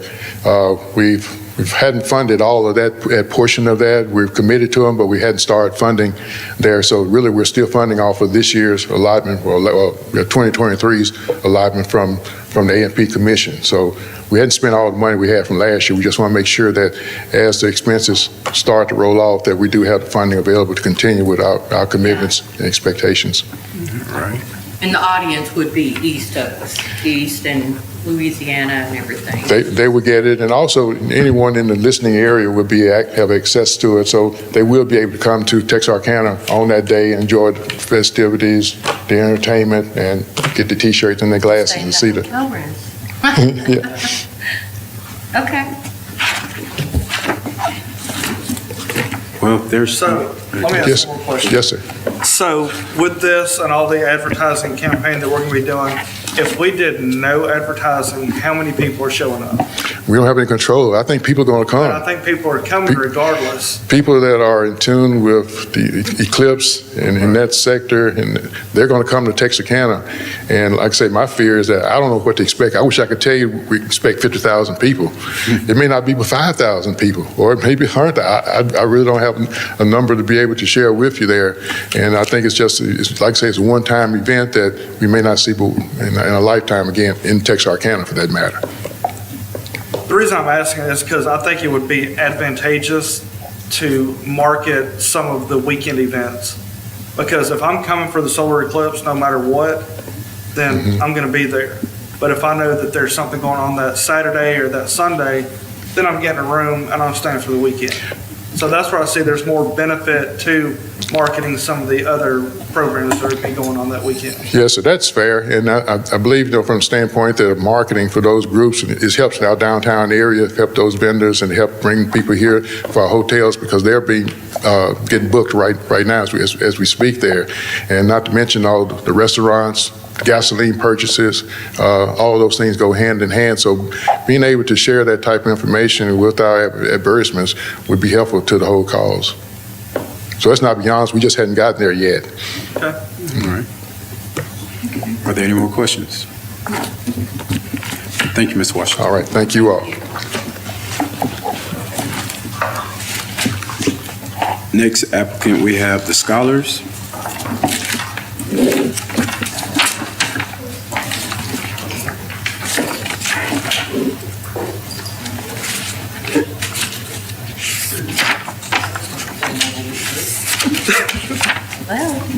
Hi. Good afternoon, everybody. How are you? Good. I'm great. My name is Chiquita Burks, and I am the president of the Scholars. And this is. I'm Rhonda Dolberry, and I'm the vice president of the Scholars. Okay. You guys have really grown this Juneteenth thing in the past few years. Yes. Since Yes. I've seen it.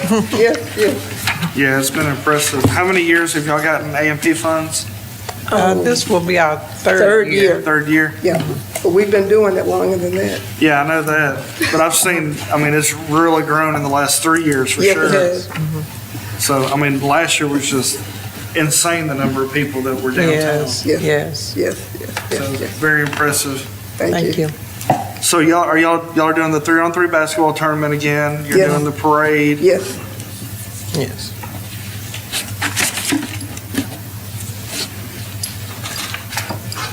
What will y'all be doing at the parade? Well, we had David Michael Wyatt. Yeah, we this had past- yes. Yes. We're working on an artist right now, We so got a we're not surprise. sure just yet.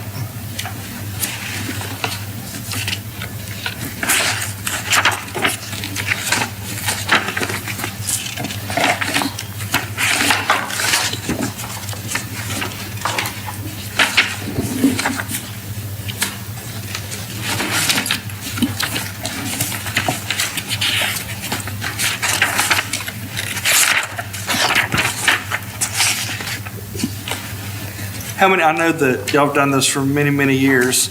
How many people come from outside of the community? I mean, I'm sure this attracts people throughout the region. Well, I know this year we had people come from as far as Dallas, California, Little Rock, the surrounding areas. So, Ohio. Yeah, Ohio. So we have, locally, Shreveport, Houston. Is there anybody else nearby that does a Juneteenth celebration? Because yours is the only one that I know of. Well, I know DeKalb started theirs back up this year, and they normally have a big one. Did Atlanta do something? Was Atlanta? Ashdown, yes, Ashdown did theirs, and Hope, Arkansas.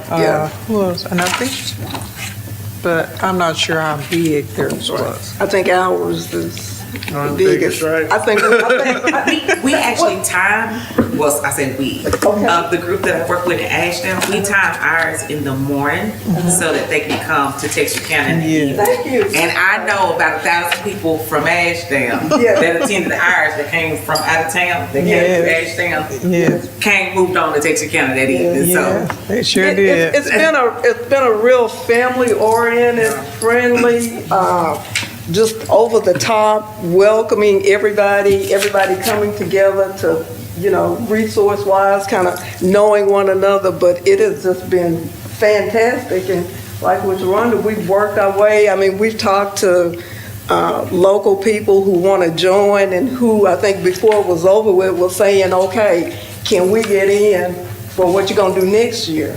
So, I mean, it's just been, it's been fantastic. We've had a great time, great turnout. Are y'all going to take advantage of our new stage this year? Or are y'all going to keep it in front of the post office? Well, you can say that. Well, we really would like to keep it on the line. But we would like to look at having something else down there. I mean, that's not to say that we won't have, I mean, with all the other events that we've got going on, what's not to say that we could still have something there? So that was the beauty of this whole thing, is to have something trying to have something for everybody. So don't count us out. That's right. We still have 1 week, Another week left. We have something going every week, so that's something we can do. We can do it. Ask and you shall receive. Are y'all looking to grow this as the years go? Yes. We plan, hopefully this year, next year will be even bigger. We hope to double the size next year.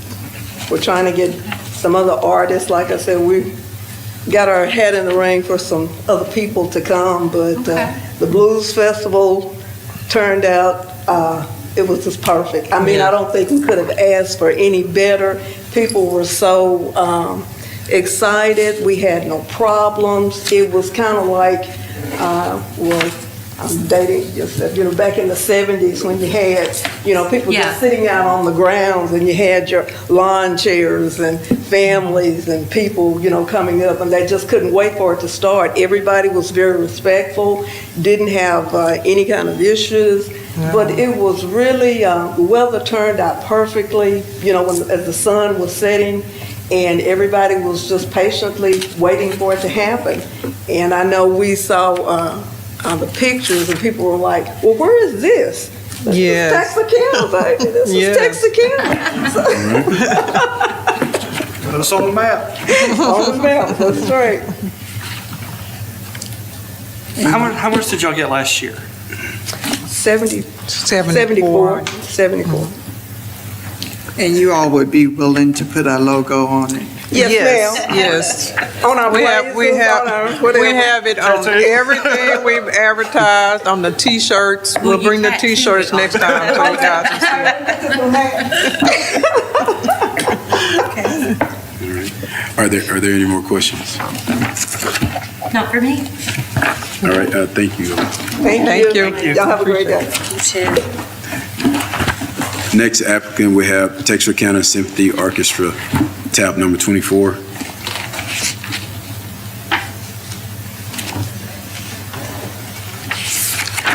Good evening. My name is Andrew Clark. I'm the Executive Director of the Texarkana Symphony and the General Manager of the Perot Theater.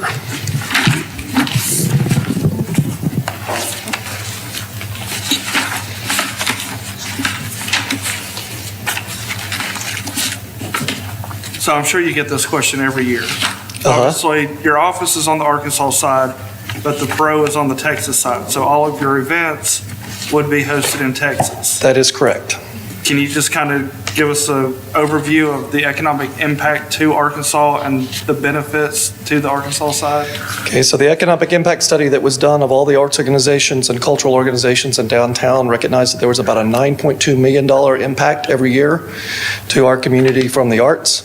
Out of that, about $6.5 million comes in direct contributions to local people that give to the arts through economic means and establish that much activity downtown. About 2.6 million of that is indirect. So that's people from outside the community. About 15% of the annual ticket revenues of the Perot Theater comes from the 71845 zip code. About 54% of our revenue from the Perot Theater comes from our immediate area, that is Texarkana, Texas, and Texarkana, Arkansas. The rest, 46%, comes from outside of the 4 zip codes that surround Texarkana. Do you anticipate having an event on the Arkansas side at one of our facilities, convention center, large church, or what have you? No, sir. We used to have events in a couple of the churches, but as their schedules and their facilities changed, mostly because they're full of carpet, it's not advantageous for the symphony to perform there. The things that we do with the Perot Theater as managers of the Perot Theater, most of those could not be done in local churches.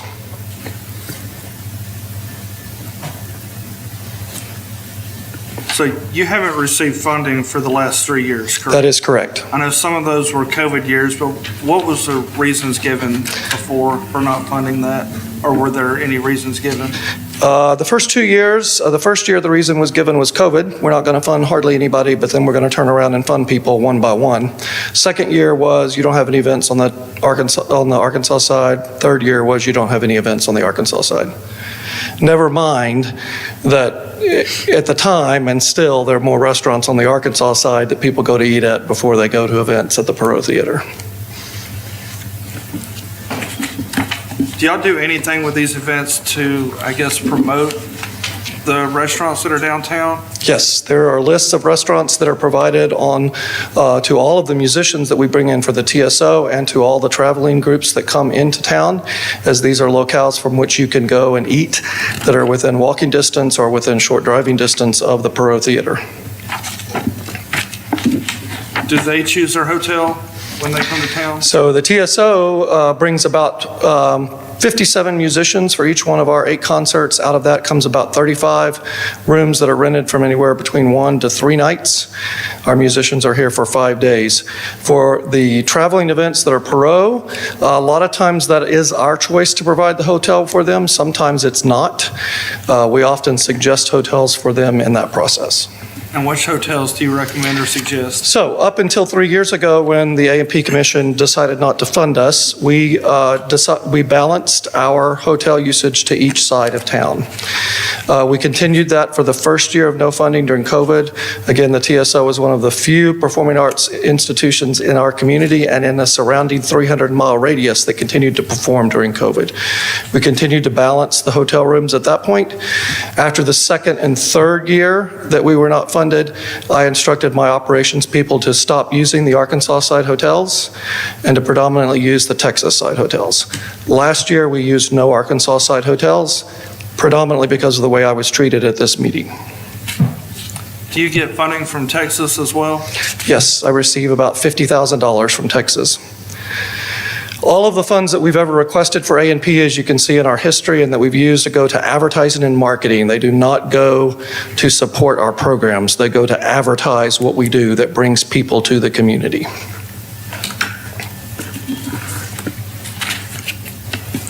All right, are there any more questions? For me? Thank you. Thank you. Thanks. Thank you.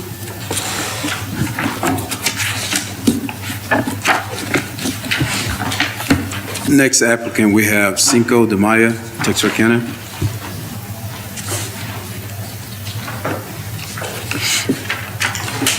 Hi. I'm John Butek, and I'm ready for your question. It's pretty brief what I wrote up, so, and I can explain why when y'all. This is a first-time event, correct? It's very first. I've been trying to do this since 2016. Okay. So tell us what you're going to do, what's your plan? My plan is to also be on state line. And these ladies showed that, it was wild because I've always had a hard no from Texas and a maybe on Arkansas. And at Juneteenth, when we saw that crowd, it's the biggest crowd I've ever seen in my life. Keith Beeson from the Texas side came up to me and goes, all right, because Winefest is, why they picked Winefest on a national Mexican holiday, I have no idea. But they did. So they're like, Winefest is our sacred cow, and no. And I'm like, I don't care. Because I put my resume attached. I've been in Hispanic marketing all my life. I grew up in South Texas. I'm a border kid. So it's in my blood. The first band I brought as a promoter at Whiskey was Giovanni and the Hired Guns, a cross band that played 3 times here in other venues. And I think both municipalities do not recognize the economic impact of the Hispanic community. And I reached out to Mount Pleasant Cinco de Mayo, and I said, I'm thinking about, and I have been thinking about, a Cinco in Texarkana. And they said, please. He said, we're maxed at 7,000. Can you take Hope, D Queen, and Ashdown besides Texarkana? We have 3,000 of y'all coming to ours that we can release and get more people in, and they're spending a lot of money. And I don't know why either municipality has not engaged this community. And I brought John and Micah, which you saw, Meredith knows, they're Hispanic music promoters, La Fagatas, and they got scared and left. And I said, don't worry, I got it.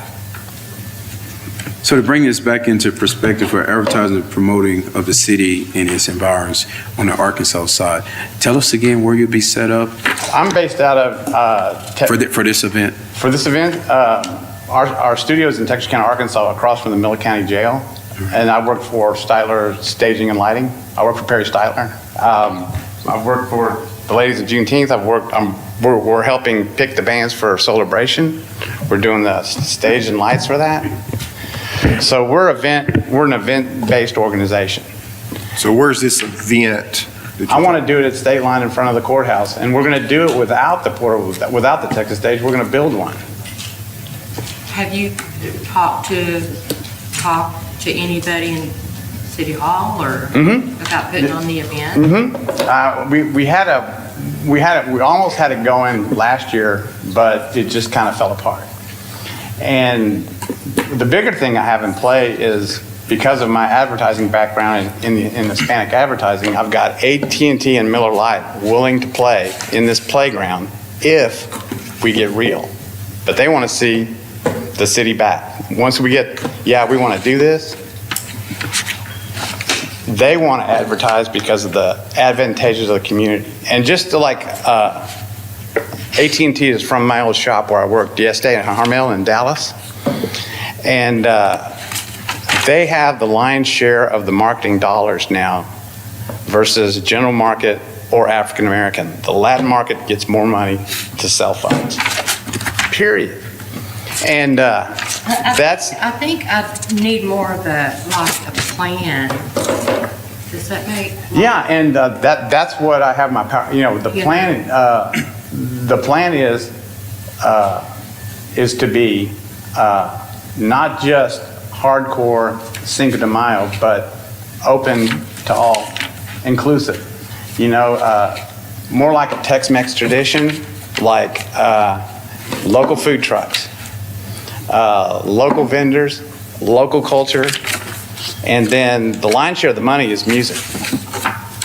And 4 bands at 5,000 apiece is how I carved that up, building the stage, and minor marketing. The marketing is going to be the biggest challenge because we don't have a Hispanic radio station, we don't have Hispanic TV, we got some Hispanic press, and we can utilize that. But I'm counting on my friends from Dieste and Harmel to help pick up that lion's share pro bono to push this. Plus, if it gets really real, AT&T has big acts like Big Bunny, which is on their roster, which he's a DJ that sold out American Airlines at $150 a ticket. He has to play for AT&T 10 times a year. Miller Lite, they're not real thrilled about all the Budweiser on the stage, which I can understand. They can't donate beer, but they can donate bands, they can donate promotion, and they can put out word of mouth. But what this is based on what y'all are willing to let me know what I can work with. I can make it as big or as small as you guys want. Okay, we're looking at your budget here, bringing this back into perspective for advertising and promotion. You're planning to use digital advertising, Facebook, Instagram, Google Ads, physical posters, banners, local radio and TV. Are there any other advertising streams you plan on using? Well, again, I think if I can get AT&T on board, we can use their pipeline, which I want to do. And then I do have some resources in Miami that are at Univision on the national level. And I can get like local interviews on the national level. But again, the first Univision station you hit is Tyler Longview, and it stops and it picks up again in Little Rock. Have you tried to get sponsorship for this yet? Yeah, AT&T Miller Lite on a national level. And they're willing to step in if this gets real. Monetary? I hope so. I mean, they're waiting. They're waiting. Everybody's playing this game of, you know, is this real? You know, and then once it's real, I can answer that question. John, would you put our logo on the advertising? Absolutely. Can I put it in Spanish? I just wanted to say it. Can I do it in Spanish? See. So without this money, would you still be able to do this? I'm going to try. You know, now that Texas said okay, you know, as far as having, because I think it's just like the lady felt about Juneteenth. I think it's critically important that we get both communities. You know, we make this a full in. You know, I don't want it to be Mexico versus Arkansas and Texas. I want us all in. All right, any more questions? Okay. So if the city's on board, if you get some money from AMP, do you have any idea what kind of numbers you're looking at for Miller and Goya and Bimbo and AT&T, all these corporate sponsors?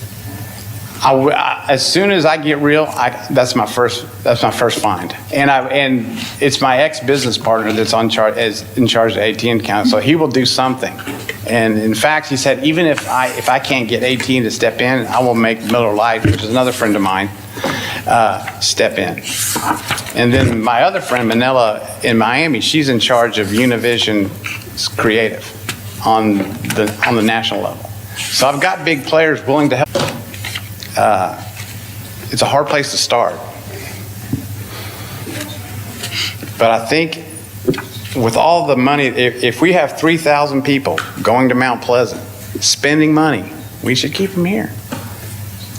What would you anticipate, if you got the full $40,000, what would you anticipate with the 3,000 coming that normally go to Mount Pleasant, people from the community, what would you anticipate the attendance for a first year event would be?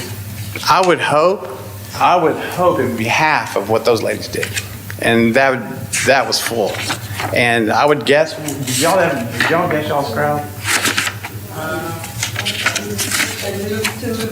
I think more. Yeah, on an average. Yeah, and I think if we get the word out and we get the Hispanics to commit, this can be a big, big thing. I don't want to do this event the rest of my life. I want to get started. I want to hand it off. Thank you. All right, there's some more questions. Thank you, sir. Thank you. All right, we have, Director Brewer, before we go to our next applicant, we are now to the side of all applicants from this point forward are all what's considered late applicants. And I know this is a workshop, but I do want to point this out to you that it states in the bylaws, no entity will be eligible for initial funding after the October meeting.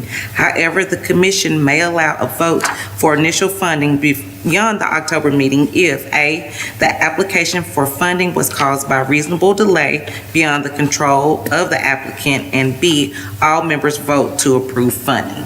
So I understand that this is a workshop and they're going to give you additional information, but I do want you to be aware that in order for them to receive funding, and I want them to be aware that in order for them to receive funding, they first have to give full cause on why they're late. So the commission has to agree to hear that, and then the full commission has to agree to fund them as well, which is another layer that's not typical with a person that meets the normal application deadline. So you won't have to vote on that tonight, but essentially they can give you all that information, and then at the meeting on the 18th, you all can say, well, you all have to vote to hear, and you all, if one person says, no, we don't want to hear that applicant, then they can't even give their presentation. okay, thank you. Is there a motion to hear the application? You can't do a motion Not to here? hear it now because it's just a workshop. Oh, But next you one. can allow them to give you any information, but I just Yes. want to let you know that on the 18th, that's the procedure. And I like for them to know that ahead of time. And I always try to make people aware that if your application is late, there's a possibility that your application may not be heard at all. Great. With that being said, Cropping Machine Television, are they? They here? Yeah, they're not here, so.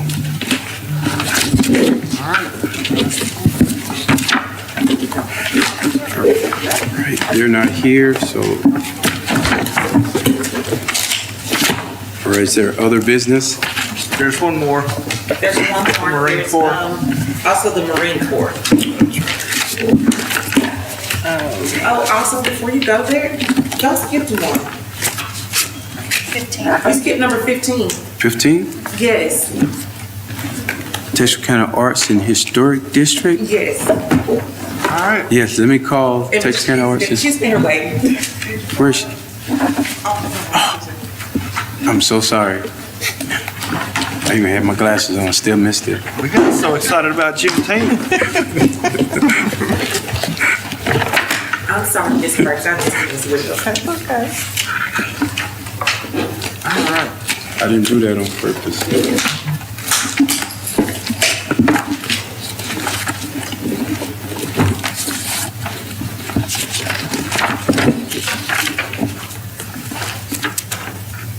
All right, so again, this is on the Texas side. No, actually, this is for Texas and Arkansas. The Texas County Arts and Historic District Committee, they partner with, Texas County, Texas, and Arkansas, and other organizations such as the Texas County Regional Chamber of Commerce, Main Street, Texas County Regional Arts and Humanities Council, the Texas County Symphony Orchestra, and Texas County Museum System. Like a lot of the revitalization that you see at the post office, the Texas County Arts and Historic District Committee is responsible for that.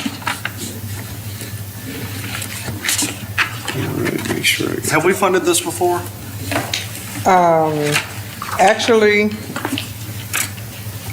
I believe you. Yes, it's been various times. It's Yes. been just for specific projects. Yes. A lot of times, the Arts and Historic District doesn't come before us very often, and Mary Beck used to be the one that will come before the city, before the commission to ask for funding, but it's always project-related, so it's not really an ongoing or something that happens annually. Yeah, I remember now, I think this is the one I jumped the gun on earlier that had the project summary. Yes. Oh, okay. Yeah. I started on that, and then I got ahead and then go back to it. Yeah, so again, going here with a project summary, we see what some of your local magazine advertising, Skycam, KTPS, will you still be doing that? Yes. Okay. What specifically are we advertising? The different events that the historic district have, like they're going to be involved with the TXK, the sesquicentennial celebrations, and they have different events throughout the year.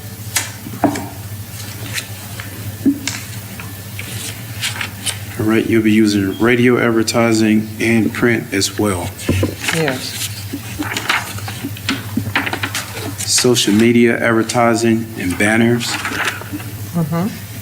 And we have more banners on the Texas side, so we're hoping to put more on Arkansas side. That's what Okay. we're, Without a logo, right? Is that correct? yes. All right.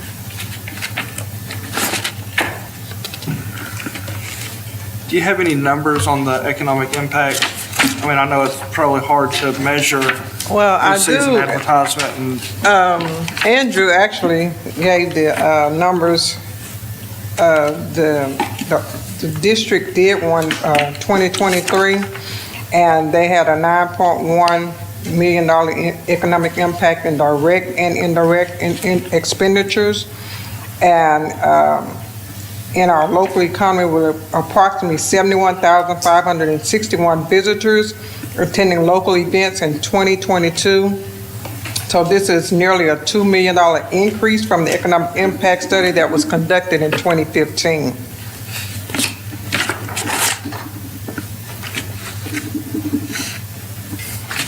So the city of Texarkana, Texas, they're increasing their funds from 18,000 to 50,000. So they're asking Arkansas to match it. that.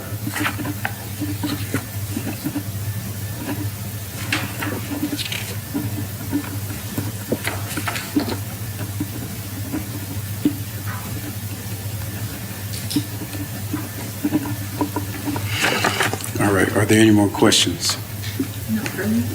All right, thank you. Thank you.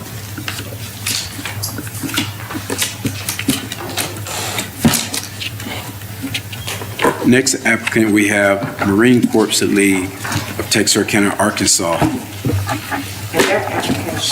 Their application is included in your agenda packet. We received their application today, and it has not been reviewed by Mr. Potter just yet.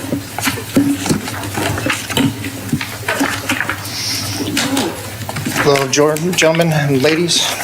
My name is Ken Summers. I am with the Marine Corps League here in Texarkana, Arkansas, Detachment 1149. I am the Commandant. And I apologize for this being late.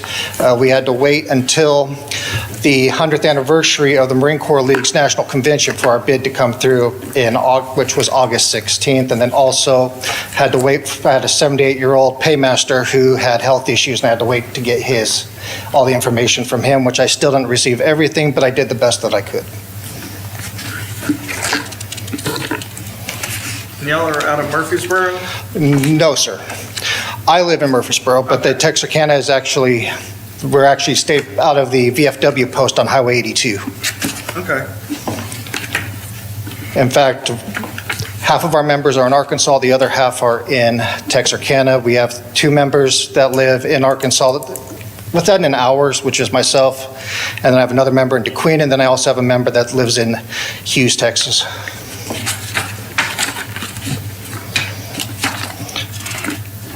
And to make sure I understand you correctly, You said the reason that you're late is because of the health reasons of one of your processors? One of our processors, correct, but also it's the 100th anniversary of the Marine Corps League this year, and they had a big convention on the 16th of August in Oklahoma City, and where they did the bids for a special this year for the bids for the Southern Division conferences, or I should say not only the Southern Division, but all the division conferences for the entire country.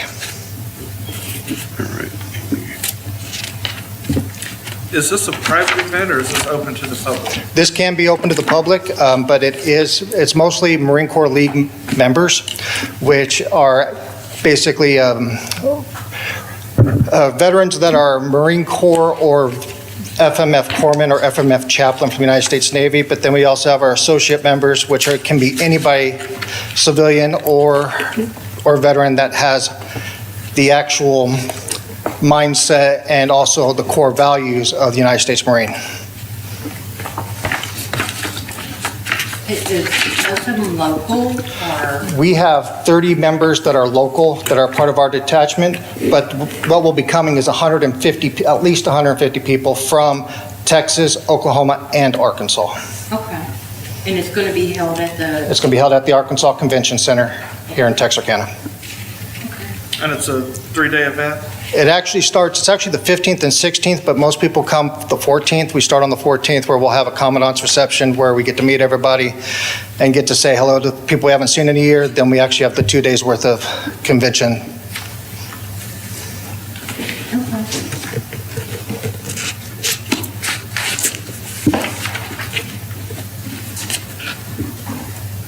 Right. Of the projected attendance, 150. Correct.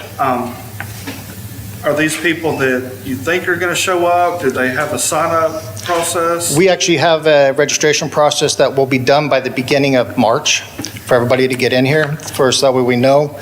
But for the most part, for the last 3 years, they've averaged 150 per conference. It rotates every 3 years. Where was your last conference? The last conference was in Tyler, Texas. The year before that was in Tulsa, Oklahoma. The year before that was in Little Rock. The year before that was in Lawton, Oklahoma. The year before that was in Dallas, Texas. In your projected advertising and promotion cost, you have here ad books, is that your? Correct. What we do is we have what's called an ad book. It's like basically a program that comes in. We go out and try to solicit donations and ads from businesses, from anybody. And what we do is we put it together, and once they actually come to the convention, we give them this ad book, and then it'll have all of that in there. Plus, then they take it back to their detachments throughout the entire 3 states, and then they pass it on through there. Then also, we put it on our websites as well. What's your projected advertising cost? Our projected advertising cost is probably going to be around, we're going to be looking probably around $17,000. But most of our advertising costs will be coming directly from the people purchasing the ad space. So they'll be purchasing the ad space, but we're looking for help to help overset, with our costs, because all of our funds are very limited. And we're a nonprofit organization, we're a 501c4, and on top of that, we go out and all we do is raise money to help veterans. So all the money that we make here in Texarkana stays here in Texarkana. It does not go to any national office or any national organization. It stays here local, and we get to help our veterans that are here, that are in need. In about the last 5 years, we've given over $10,000 to veterans in need. On the swag bag, is that where you're going to have the advertisements? Right, that's where we're going to have the advertisements. We're also going to be going out to businesses, seeing if they can give anything, little keychains, whatever, that has their information on it. And it's going to all be from the Arkansas side. We want to make Texarkana, Arkansas, the place to come every 3 years for their convention. We feel it's a great community.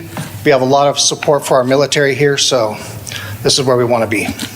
Would you be willing to put our logo on that bag? Oh, that's going to be more on that bag. It's going to go, in fact, with this, you will have a full-page ad on our ad book, as well as we'd be asking from the chairperson to write a letter welcoming all of our all of our Marines to Texarkana. Cool.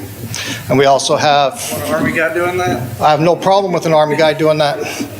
In fact, if it was up to me, I'd be trying to get him to join the league right now.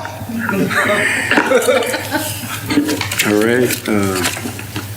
Are there any more questions?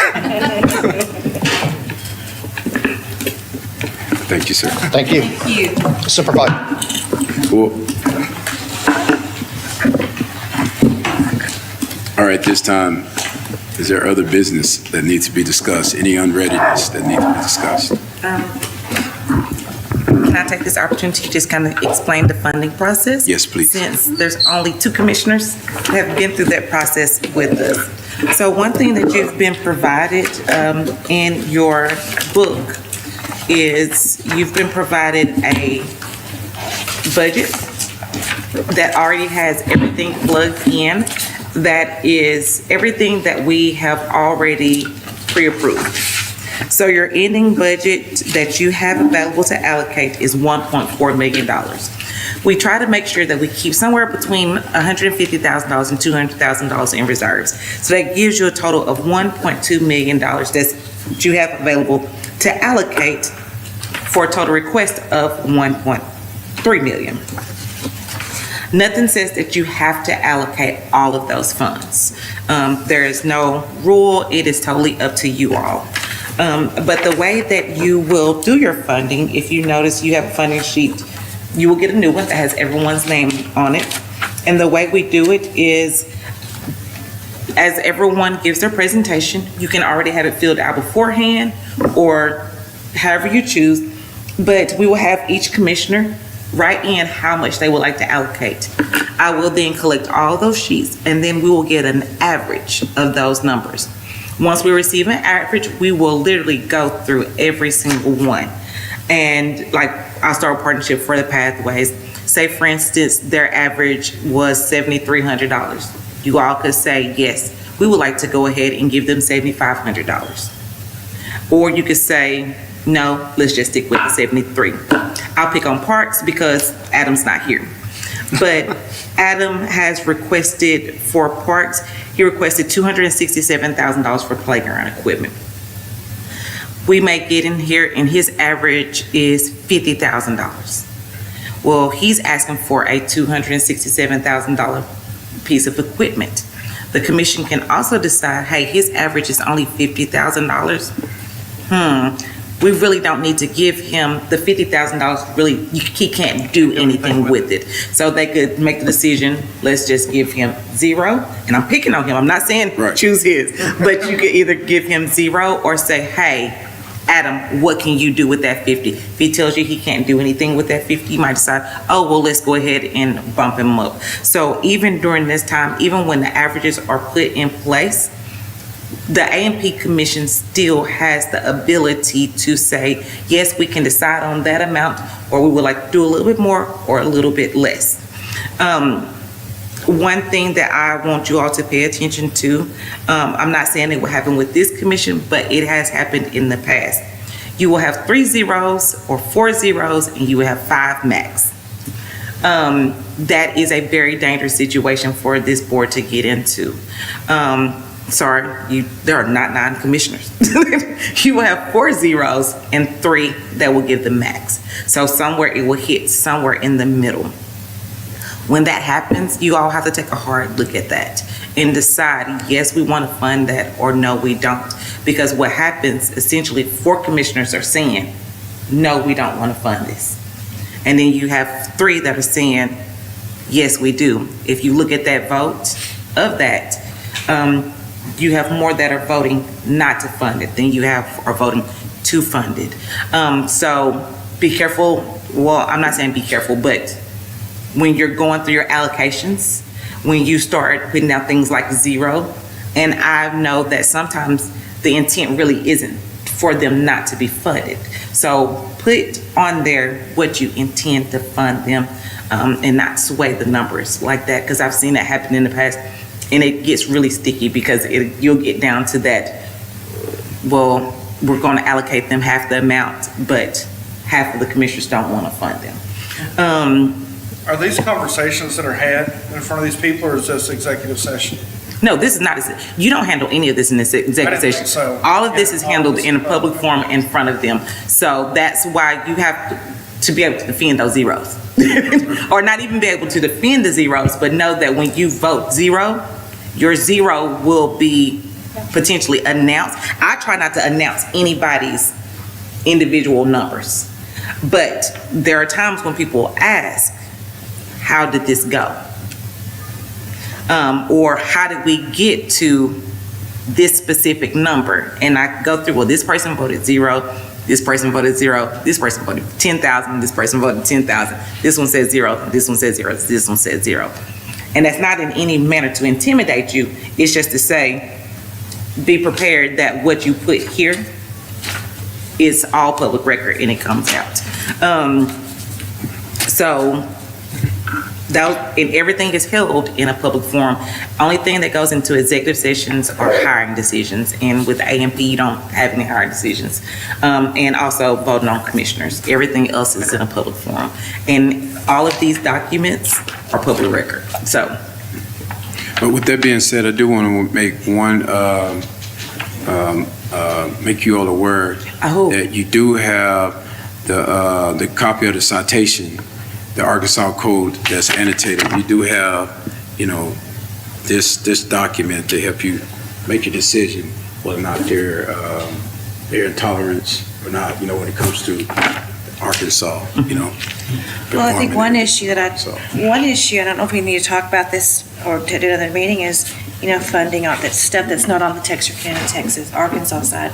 It's not in the bylaws, but we've never done it. So how do we make a decision? I mean, legally, we can do it. So we've got, the Pro asking for money for the symphony, and then the Juneteenth, they have an event at the Pro. So what are we doing about that? Are we just voting with our hearts? Or are we going by the rule of law? The rule is in the city of Texarkana. So one thing that you have to remember, and I stressed this during my workshop, and there's been a few of you that have been able to attend the workshop that I give that's to anyone that's going to apply for AMP funds. And I'm very detailed, and I let them know. I go over the use of the funds and what the funds can be used for, but I also let them know that, and I press this, that the AMP Commission is the determining factor on how these funds can be used. You all can't be less restrictive than what's in the law, but you have the authority to be more restrictive. So if one year the AMP Commission, I'm pick on parks again because they're a city department, they're easy for me to pick on. If the AMP Commission decides this year, we don't want to fund playground equipment, and I'm sticking with playground equipment. The commission has the authority to do that. In fact, when they apply for funding, they sign this document that states that the AMP Commission's ruling is final. So whatever you all decide you want to fund or not, they sign a document that say that they are fully aware of that. And just because they apply, and just because their application is approved for funding, does not mean that they will receive funding. And I harp on that because that becomes an issue for that very reason. But if that's true, but some of us may feel that it's okay to do something on the Texarkana, Texas side, and some may feel that they're not. So that the ones that feel like they're not, not saying I'm kind of in the middle ground, but what if someone doesn't and they put a zero? Are they getting ostracized? Or if someone that does, how does that, because we're a whole new board, so I don't know how the board feels. So that's why I talk about those zeros and maxes. Because those are the kind of situations that lead to that. Because those rules have not just formally been established, and everybody has a different viewpoint of those. Their viewpoint is we only use AMP funds to sponsor things that happen in Arkansas. Their view is we sponsor things that have an impact on Texarkana, Arkansas. That's where those zeros and those maxes really come to play. And so that's why I say be prepared. If it's a 4-3 vote on zeros and max amounts, you might have to convince the person, Commissioner Henry might have to convince Commissioner Vandergraaf, hey, this is why I'm going in this direction. I see this, or this is why I don't. Now, why would we have to convince them? Wouldn't it just be 4-3 and then? It would be 4-3, and you could Okay, then keep what it would going happen? that way. What would happen? What's the next? You could say, hey, that shows that the majority of us don't want to fund this. And so that would be a 4-3 vote against funding. So does that get averaged, or is it just go So zero? if it's over, if there's a majority is 0, then we don't fund it regardless. Mm-mm. Oh, I didn't know. They don't average the funds. Even if we have an average amount and it comes to like $3,000. And y'all can change that. But historically, it has been, okay, that shows that over half of the commission, and if you did a public vote on it to fund it, it wouldn't be funded because it would be a 4-3 vote to fund it. Well, to not fund it. So it would fail for lack of funding. That sounds like that was put in place for a reason. That sounds good. It was put in place because it was I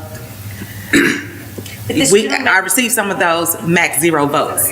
And that's why I say be prepared, because that can happen, because you can have two commissioners that have completely different viewpoints on what should be funded, what can be funded. And I'm not trying to keep this here longer, but Oh, you you're know, fine. I felt bad about the gentleman saying that he was embarrassed by the board last year, and I remember that meeting, and you know, I think it was a little uncomfortable, but then he still comes back. So is he thinking that we're going to change a mind? I don't get that. I didn't know what. I have absolutely no idea on. Gotcha. Well, it's a different commission, and it never hurts to ask. Well, with that being said, No. we had another group that came forward just like this gentleman, and that group was advised to just simply have your events on the Arkansas side because we're collecting Arkansas tax dollars. And that group, I'm not going to call their name, they made an adjustment and they got funded. You know, these groups, they have the option to have their events on the Arkansas side. I mean, this is why we have a code to go by, and they have an option. You know, we can't make them, but, you know, we got to think about, you know, being good, stewards of the Arkansas tax dollars. I agree. I mean, I do have a couple of things, if you're finished, or I do have one more thing, and he brought it up. So we have not a whole bunch. We have just a handful of organizations that receive funding monthly. And we don't have a whole bunch of those. We just have a handful. Most of our organizations receive their funding on a reimbursement basis. They turn in receipts, or our smaller organizations that I'm fully aware that this is where they receive their funding from, they'll submit to me a letter, hey, we are about to do this, we need to pull this much money out of our AMP funds, and then they'll bring me back a receipt as soon as that's paid. But the recommendation has been made that those organizations that receive their funding monthly, we move from doing monthly reimbursements for those and just do those reimbursements one time, all at the end of the year. And I'll just need the commission to give me that direction, because historically I've always done those monthly, but we can move to it because there's nothing, once again, kind of like it is with that funding things on Texas side, there's nothing that specifically addresses when payments are made. When payments are made. We've just always done them monthly because knowing how organizations operate, they need their funding, but we can most definitely move that to the end of the year, and that's been the recommendation. And That we'll is add made for this- those handful that receive it monthly. So if that's voted on and it's passed, does that start the first year or does that start next month? That starts the first of next year. So they Mhm. would have time to prepare for cash flow or whatever, okay. Yes, sir. And I would always send out, so anytime there's an adjustment to anything like that, I always send out notices to organizations just so that they're aware. Even on the year that the AMP Commission didn't fund anybody, and the year of COVID, we sent out letters to organizations months ahead of time so that they could prepare for not receiving that funding. And I have very good working relationships with the organizations that apply for funding. I typically try to help them, walk them through as much as they can. Everyone in the finance department, they work very closely with them as well, so it shouldn't be a major issue. If I may speak, Council, the reason I also brought this up to Ms. Henderson is because it allows us to provide internal oversight with respect of how the funds are actually utilized. For example, if they say they're going to promote something on the Arkansas side and we find that they do a simple audit that they did not, we can present to you all to deny the funds from that scenario because they didn't follow through according to what they signed up for, versus paying them and then actually finding out later. Then we have a situation where, we feel slanted in any way from you all's perspective. But it just allows a little internal oversight with respect to ensuring that the invoices and the money they actually are using for A&P is allocated properly. So the year-to-year commitments would be paid in December of each year? Okay, let me clarify. On the year, so it would be the ones that receive funding month to month. Now, the ones that I can't change that on is the salaries that are paid out of A&P. The contract for finance, that will continue to be paid monthly unless you all tell me, hey, to pay that at year end. That goes back to my department and it goes back to pay salaries. And also the ADC and Parks employs their salaries. So those are things that and we pay those by pay period. Other than that, I can change those other ones. Can I ask to be excused? I got a room full of people who are waiting for me to speak, and I wasn't aware that we was going to be here this long, and they've been waiting for 30 minutes. Can I be excused? Yes, please. Okay, thank you. I apologize. I wasn't aware we were going to be here this long. This is our long meeting. We only have two of these a year. I was unaware. I just have a room full of people waiting on me to speak. So, thank you. Okay. Yeah, it's 25. We usually have like 32 people. 32 groups. It's a short. Do we need to vote on that, or you just need? That's going to be the next. Y'all can just give me direction on that at the next meeting. It doesn't even have to be a vote. All right. Okay. So I have just a couple things. So on the logo, the Advertising and Promotion Commission's job is to promote the city of Texarkana, Arkansas. So I think it would be more advantageous to the city if we use the city's logo.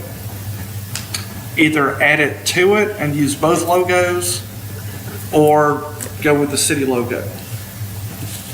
Because A&P has a completely different logo. So the A&P logo is, I was trying to find a copy of it. Texarkana, good side of goodness. Yes. It's the Texarkana, and it's got the. It's on your. Arkansas in the middle. It's this right here.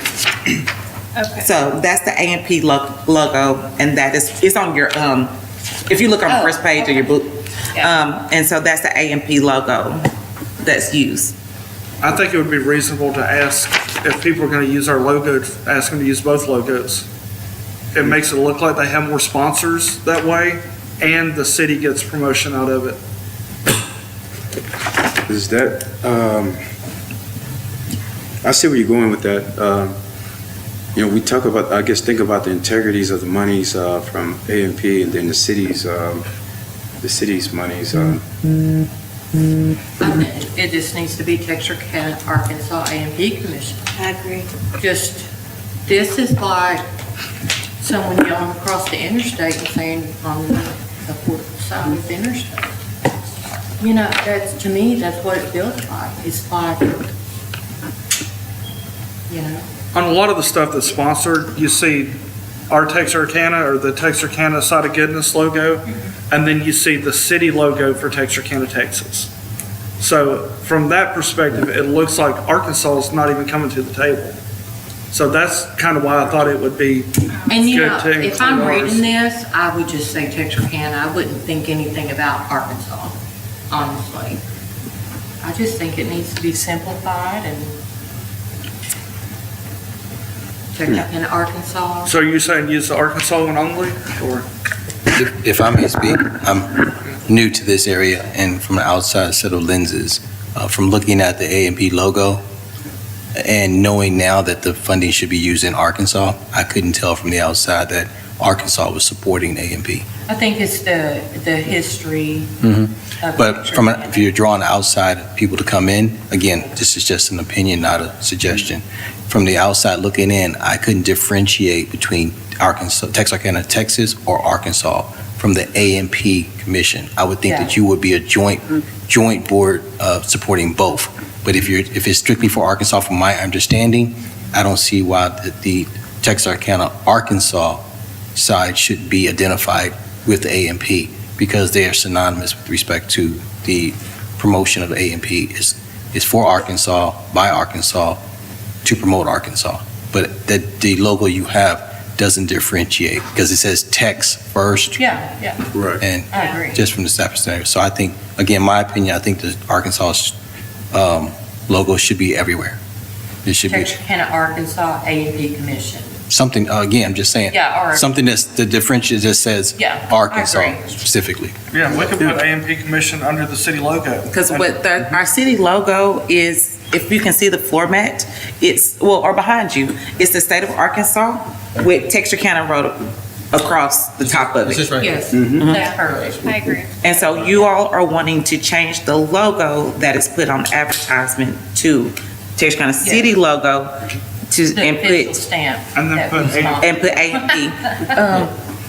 Well, that Eric. will go parallel with our Arkansas code, you know, it just brings everything Are you together. able to make that Yeah, it's little good. tweak So, too? yeah. Good suggestion. Okay, so because and the reason I was getting with Eric is because when you're doing those advertisements, he's got to be able to tweak it. And so we'll see if he can do that. He said that we might be able to do it because a lot of times when they're doing it, you got to have two different versions of it that I have to send out. Something about a clear background and all this. Yeah. That is way outside my wellhouse. I don't know how to, I just make sure I want saved. So I'll make sure we get that information. Hurry up. So I have one more, go ahead. No, go ahead. Finish up. Yeah, go ahead. This is why we split this meeting up into Yes. two meetings. We usually be here till midnight. Almost. So, Yes. just real quick, AMPs are specific to Arkansas. Texas has something different that they do for advertising and promotion. If you look at some other cities around the state, Searcy's got one, Fort Smith has got a real good one. If you go and look at their pages, they are done exceptionally well. You can go to that page and see, hey, this community is benefiting from these funds. You can look at our page and it's old, it's outdated. You can't see, I mean, I was talking to Lisa Barr several months ago and just riding around the fairgrounds, she showed me AMP bought that, AMP paid for that, you know, and all of the infrastructure that they had done over the years. And So so we can put our there, stamp on it. there are, yeah, and tell people what we're doing. In addition to that, you know, we don't have to be a grant funding organization. We can open a welcome center. We can staff a welcome center. We can do our own ad campaigns. We don't have to wait for somebody to bring us an idea. You know, we could have took the celebration thing and made a subcommittee and ran with it and booked a band. You know, I've got a vision of what we can really do with this AMP commission. Yeah. But it's got to be all in. So I would just say, look at Fort Smith, look at Searcy Fayetteville. and Fayetteville. Yeah. They have an incredible one. And one of the things we could market here is we are the home of the original Razorbacks. We should have statues, we should have billboards, we should have festivals. Yeah. You know, there's a lot of things that we can capitalize on that a lot of things we can't compete with Texas on. But we have some things that we can really play to our advantage. Yeah. You know, the airport and the fairgrounds are two things that we have that Texas doesn't have. So, You mean almost operate like a CVB? Yeah, that's what would have to happen, because those towns have a Convention and Visitors Bureau, and their AMP commissions basically operate out of their Convention and Visitors Bureau.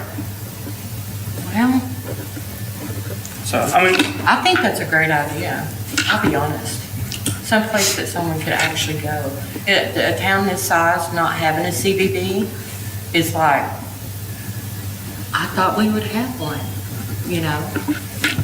But I know it's hard with two different, you know, which side of the line do we put it on, you know? So. All right, I only have two comments. When we are making these decisions about these monies, she kind of touched on it, but so the discretionary decisions, when you talk about economic impact, again, these Arkansas codes haven't been amended, that's really in there, so it's kind of like a gray area, so really take that in consideration. And the second thing, as you're going back through your packages, and you notice the dollars amount that they're actually spending on advertising and promotion, you know, really take a look at that, and that'll kind of keep you out of hot water. You know, a lot of things they have in there other than advertising and promotion, so. Like salaries and all that. And you cannot fund salaries. And that's all I have. Anybody else have anything else? do we need a motion to adjourn from a workshop, or do we just get up one way? Yes, we gotta. Adjourn. Fun dinner. Is there a motion?